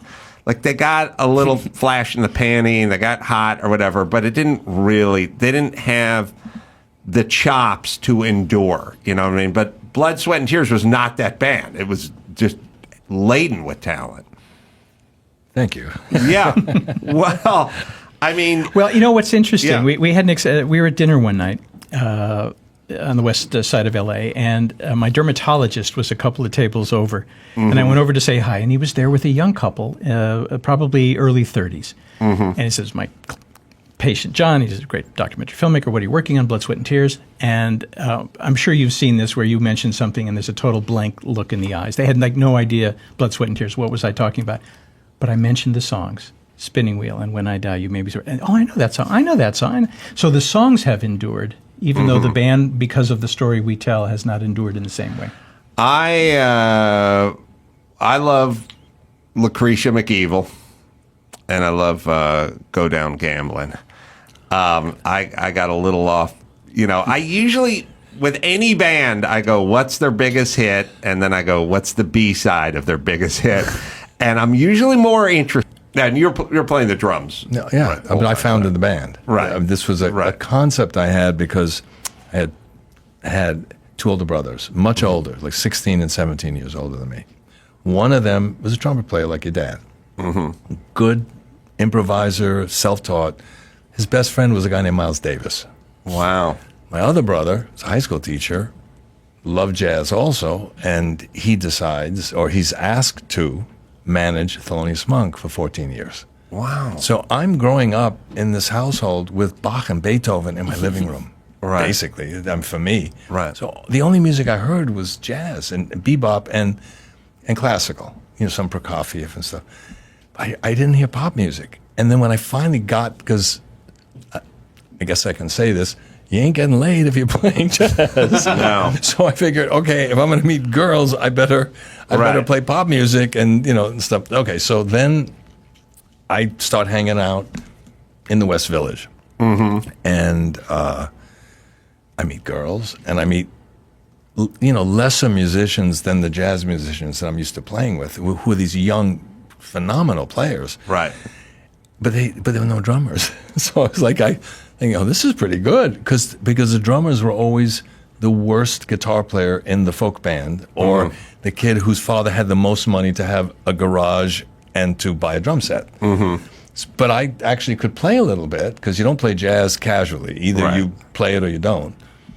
So I just wanted to put a band together that could capture both of the best elements of both of the music, to sing in tune, to tell stories, and to have a richer harmonic, you know, content than most of pop music had at the time, and have some of my jazz playing, horn playing friends be in the band.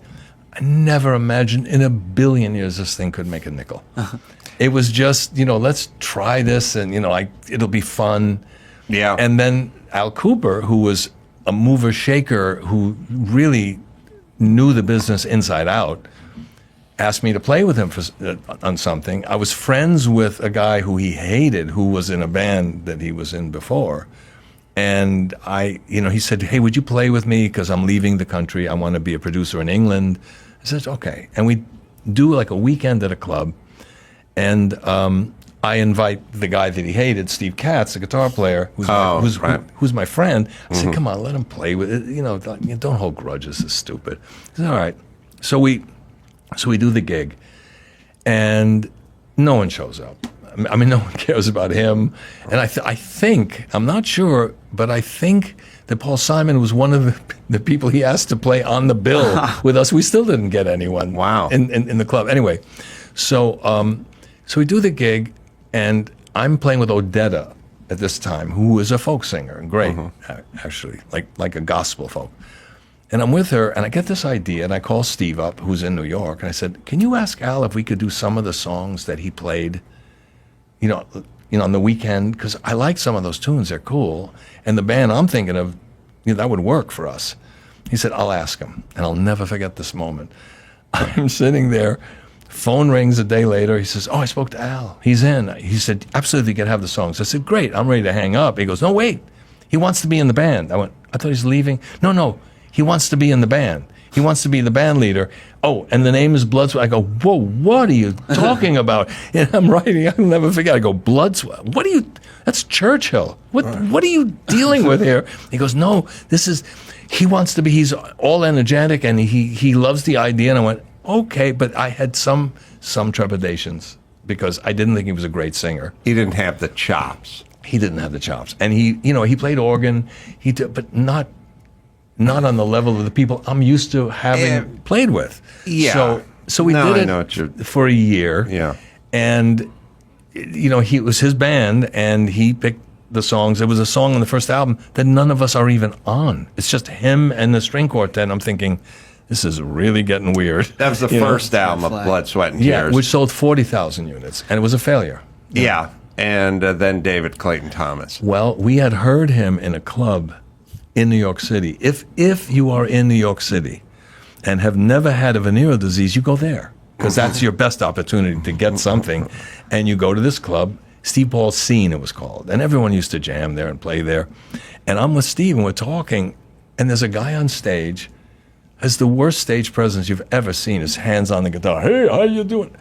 But over our heads was a speaker, and I'm listening to Ray Charles and Bobby Blue, and I go, that's coming out of that guy? Holy shit, this guy can sing. Yeah. Well, and then we forget about it. Al Cooper said, I say to Al, like we have a meeting, Al, we got to get a singer. Right. Because it's me or no one. I went, let's vote. And they voted him out, and he was gone, and now we're looking for a singer. And if you were available, you should have called because you can obviously sing, but only with him. Oh well, who knows? Anyway, so we sort of remembered him. I said, "Yeah, the guy's Canadian. Let's see if we can get the guy." And he came to a rehearsal, and in the movie, it shows exactly what happened. Is I asked all these singers who were auditioning at the time just to learn a couple tunes. And he goes in and learns a song of Al's called I Love You More Than You'll Ever Know. It's a great song. And he starts to sing, If I Ever Leave. And I just said, okay, you got the gig. Done. Yeah, his pipes. You got to be kidding. You can't argue. And because we needed that strength with the horn section. Yes. We needed that. You can't have like a wimpy thing. So the story's, interesting story. So he's Canadian. And by the way, then the second album comes out and it's taking over the charts in the world and Grammys and nothing had sold like that album up until that point. That was it. I mean, Clive Davis, who I spoke to about a week and a half ago, we were talking about different things. He said, no, that outsold everything before it. Yeah, it was everywhere. Yeah. Had so many hits on it, and was also so new. That it had everything. It had everything. And also look at its potential demographic is an 80-year-old man, like a 13-year-old girl. Yeah. Black, white. We were on the R&B charts with God Bless the Child. It was soaring up the charts until someone said, they're white. And then they pulled the plug. But that's what was going on. Well, and so the State Department, and the Cold War, and going behind the Iron Curtain and doing a tour and all that. Communist countries on our side. But it also turns out that they're going to take David Clayton Thomas' green card away, and they're going to take him out of the band and move him back to Canada. Because we spoke against the war. We were like anyone our age. Obvious that Nixon was a crook. Obvious the war was insane. Kent State and everything else. Yeah, it was all going on. Yeah, right. And so in order to keep your lead singer, who is lightning in a bottle, in the band and in the United States, the band agrees to do this tour of these iron bloc states and abroad. Mm-hmm. So let's pick it up from there. Sure. Blood, Sweat, and Tears was the first American rock band to perform behind the Iron Curtain in communist countries. And the idea was the State Department, you sort of mentioned it, that it wanted to make friends and say, well, if you like this about America, what else might you like? So they did a lot of cultural presentations, but up to this point, it was mostly classical musicians or jazz musicians or dancers. Mm-hmm. This was the first rock band. Mm-hmm. And so here's the hottest rock band going. There's no chance the State Department would have had this unless there was this quid pro quo going on. Right. It really was a blackmail situation, whereas like you want to keep your singer, do this tour for us. We'll make sure the immigration problems for your singer go away. And that's what happened.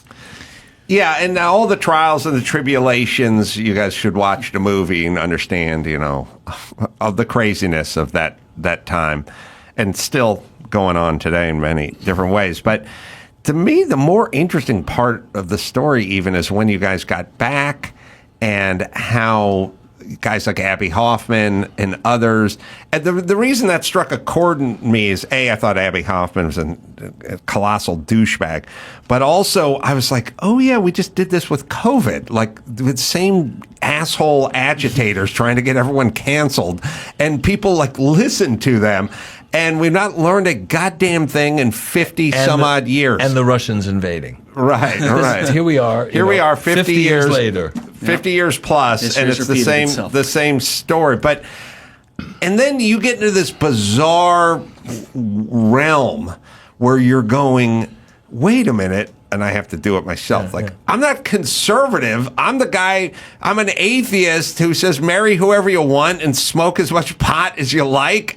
That's me. Yeah. Why am I getting lumped into this anti-vaxxer group or whatever the fuck it is? Just getting lumped in with this stuff, and you go, you were against Nixon and the Vietnam War, and you're doing benefits for the ACLU and Kent State to raise money to defend these people, and now you're getting lumped in with the Nixon administration. We had a feeling this could happen, but we didn't realize the weight of it. When we came back and John found the tape in my, he's a detective. Documentary filmmakers, John in particular. If you're ever having a problem with your wife or anything, you suspect she's cheating, just hire John. Get a documentary crew in there. Absolutely, they'll find out shit you'd never imagine. He's in my house, and he goes, what's that tape? What's this? I go, I don't know. He's on a ladder. He's looking up. What's this tape? I said, I have no idea. It's the audio tape, and I had no idea what it was, of the press conference when we came back from Eastern Europe.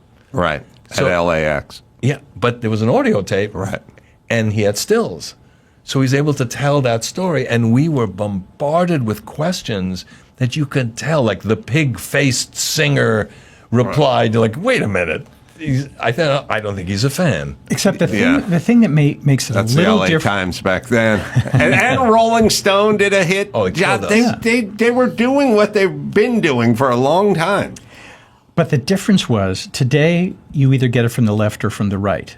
What made this situation unique is Blood, Sweat, and Tears got it from both sides. Both, The left wing came after him and the right wing came after him. And there was this squeeze play that made things really uncomfortable. Yes, because you can...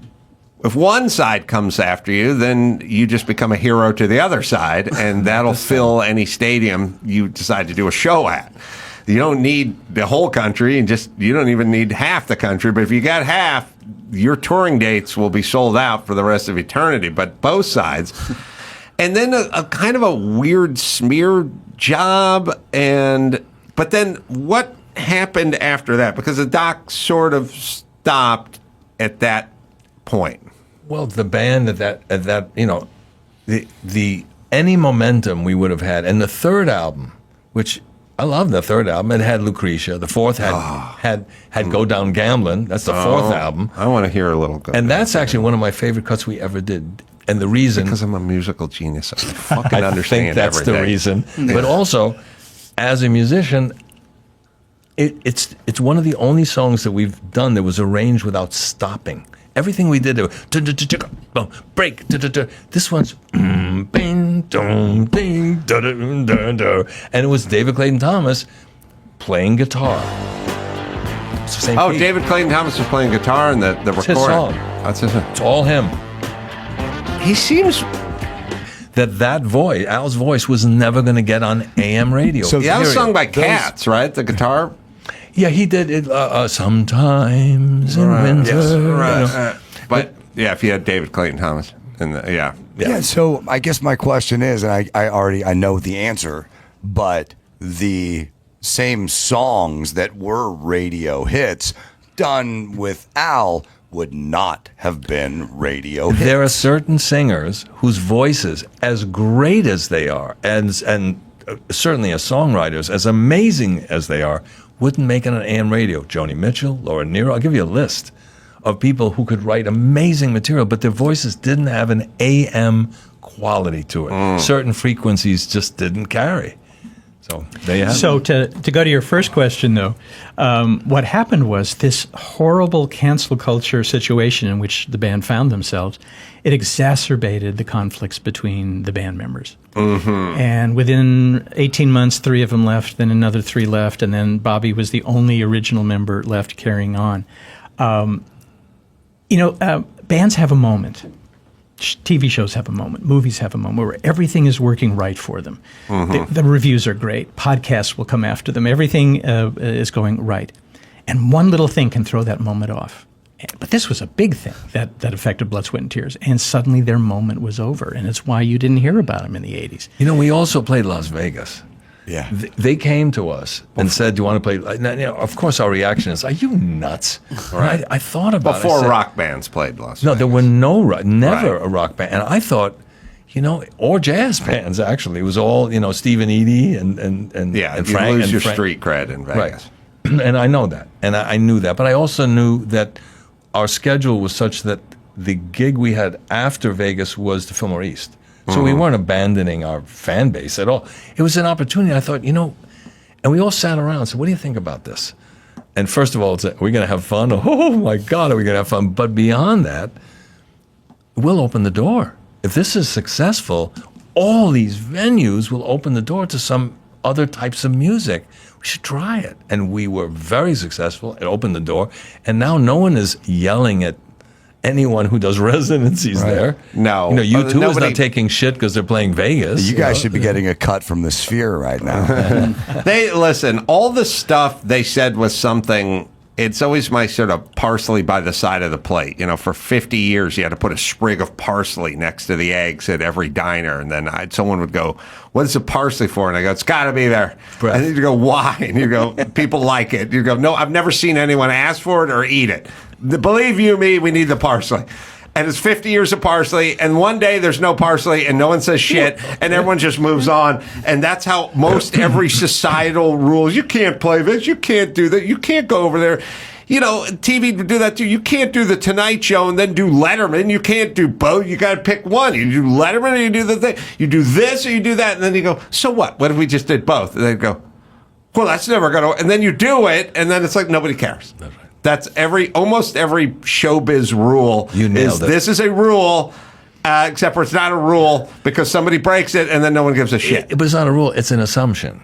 Right. That gets broken you guys immediately. at Woods, first band to sign up for Woodstock. One of the first. They came to us. I knew Mike Lang, and I had worked with what's his name? Artie Kornfeld. I worked with him.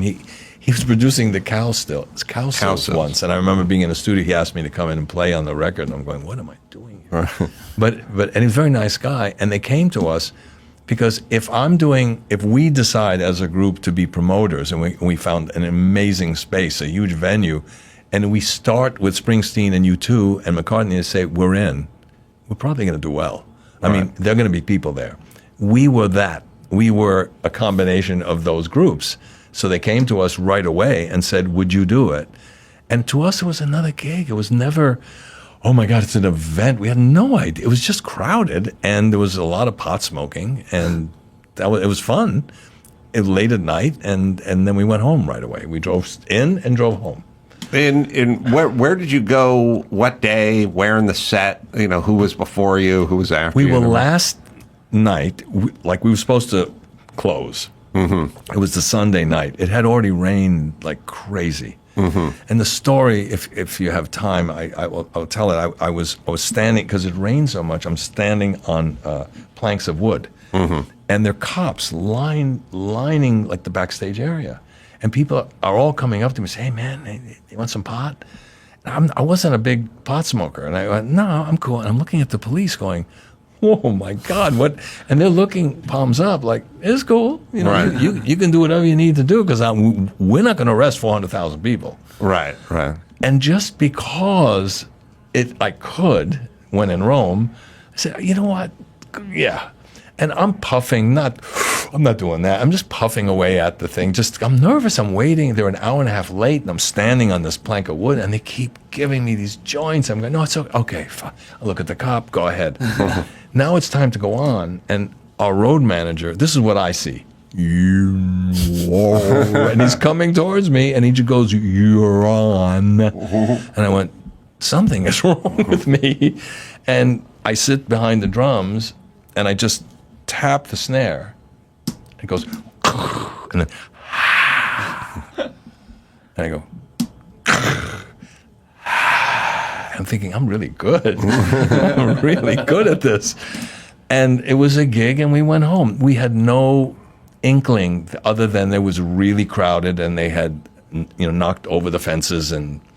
But they didn't film your set. There was a reason for that, because we were the headliners, as was Janis Joplin, who you also don't see in the movie. Right. As was the band, I think. The band, because Albert Grossman was managing those acts. Mm-hmm. He was standing next to our kind of a newbie manager who idolized Albert Grossman, who was a brilliant manager.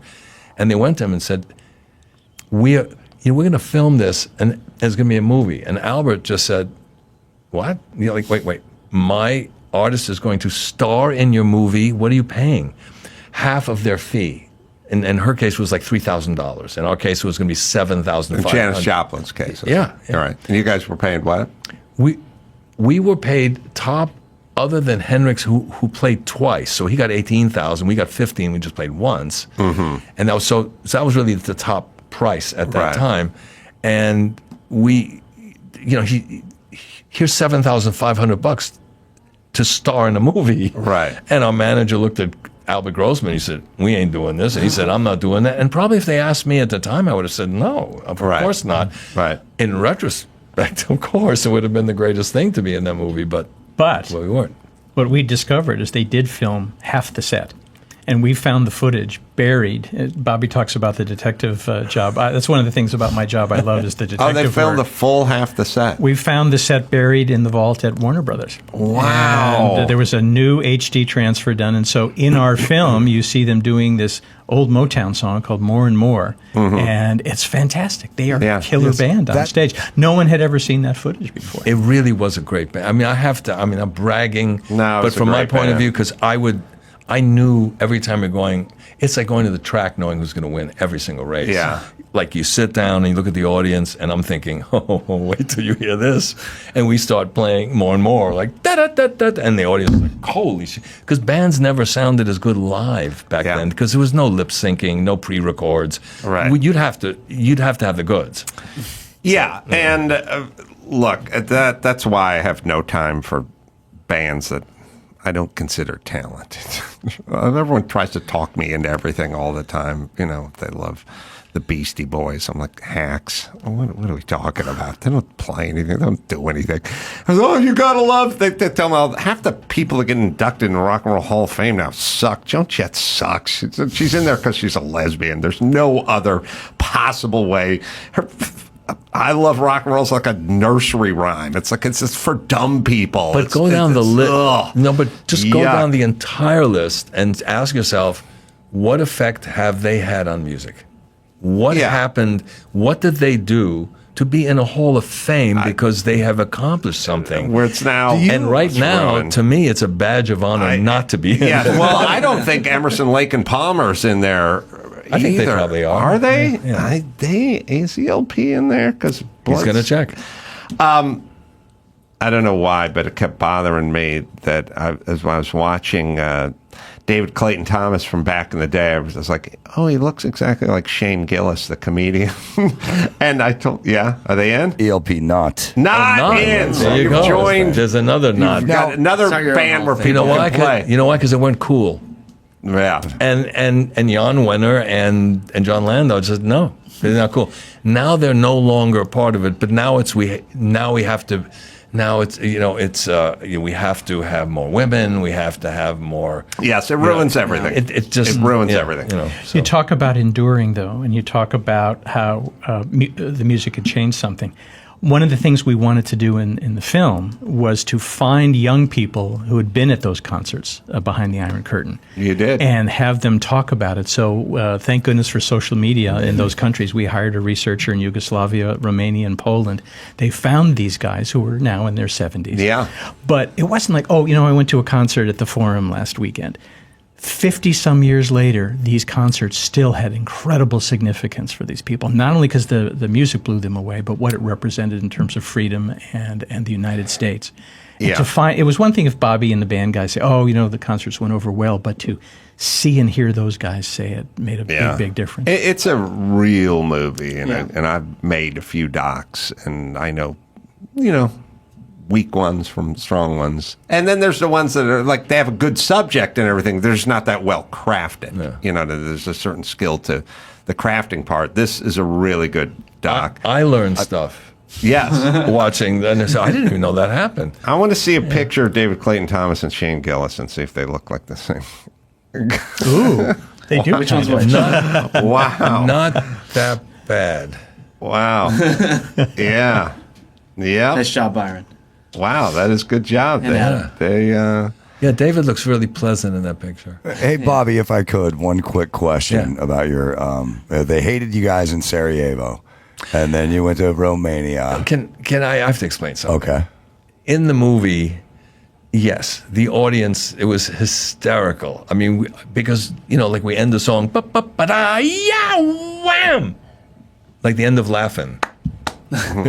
What's going on? The audio it was like a weird venue.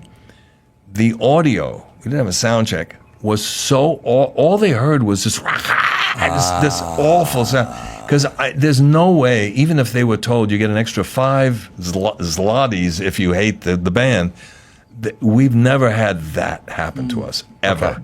And I know someone finally just was like, the sound was unbearably just loud. You couldn't make anything out. It was just this drone. Right. Okay. And they hated it. Then you got to Romania. You played a couple of shows. The first one was too good. It starts in Romania. And that's Sarajevo. Okay. So the second show that you did in Romania, where they did not allow you to film, but you had still pictures telling the story. I looked at these pictures of that second show. And aside from the pictures of David, who's always, he's singing, so his pictures are going to look like he's singing and in emotion, every single other band member looked terrified. Were you really? I wasn't, because I think I was an idiot. That's the only explanation I have. With the other guys, point. did you talk about that? Because some of these pictures, you guys look terrified. This band was not a band that would say, let's get a position on Nixon. Let's have a position. We're just musos, man. We're just a bunch of musicians trying to figure out what's the best way we can do this. How do we play this? How can we make the song better? That was our meetings. Our concern was always that. When we went to Romania, we knew the second we landed, something's real different about this job. And it was horrifying. Every member of the band had his own experience, which is what John found, and I'm learning about all these things that happened that I was not aware of because I was in my world. But there was a kid, a draftsman, a 27-year-old draftsman. I'll never forget this. And the kid kind of signals me like he'd like to talk to me. And I'm going, how you doing? And he's like real nervous to talk to me. Apparently, in Romania, if you talk to an American, you have to go to the authorities and tell them, an American spoke to me. Because if you don't turn them in, if you don't say it, your mother probably will turn you in. Right. This was the level of paranoia. And the guy would never talk to. He said, no, wait. So finally we go to a zoo in the country. And we're in the woods, and he's looking around for and he finally opens up. Can you get me photographs of what the draftsmen use in America? I guess just that, just what they have. And I went, yeah, I'll do my best. I'll get it to you. Thank you. He was afraid to ask that question. Wow. Yeah, and part of the theme is and again going back because it's going on now. We sit around and we go, do you know the oppression and the racism and the xenophobia and women's rights and stuff. It's like, travel around the world and see how they're treating the ladies. I got a call from the New York Post after that press conference. We got home from a woman. I used to read the Post because the sports were great. And it came out in the afternoon, and you could read it without folding it 19 times. It was a great paper. So I got the Post. And anyway, I was getting the Post all the time. And then I got a call from a woman saying, I write for the Post. I'd like to speak to you about like the trip that you just were. And I just went through everything. It's, all the negativity. And I said, I'll tell you what. Do you have any travel budget? She said, what do you mean? I said, do you know how cheap it is to go over there? It's nothing. Go over there. Go to these countries. Spend a couple of days. Come back. Let's sit down and talk. I would love to have that conversation after you would see what I saw. She goes, great. Next day, it's a complete article she writes with quotes that I never gave her. It's a complete article. I'm reading this going, this is the woman I never spoke to. It's good to know nothing is new. Yeah, right.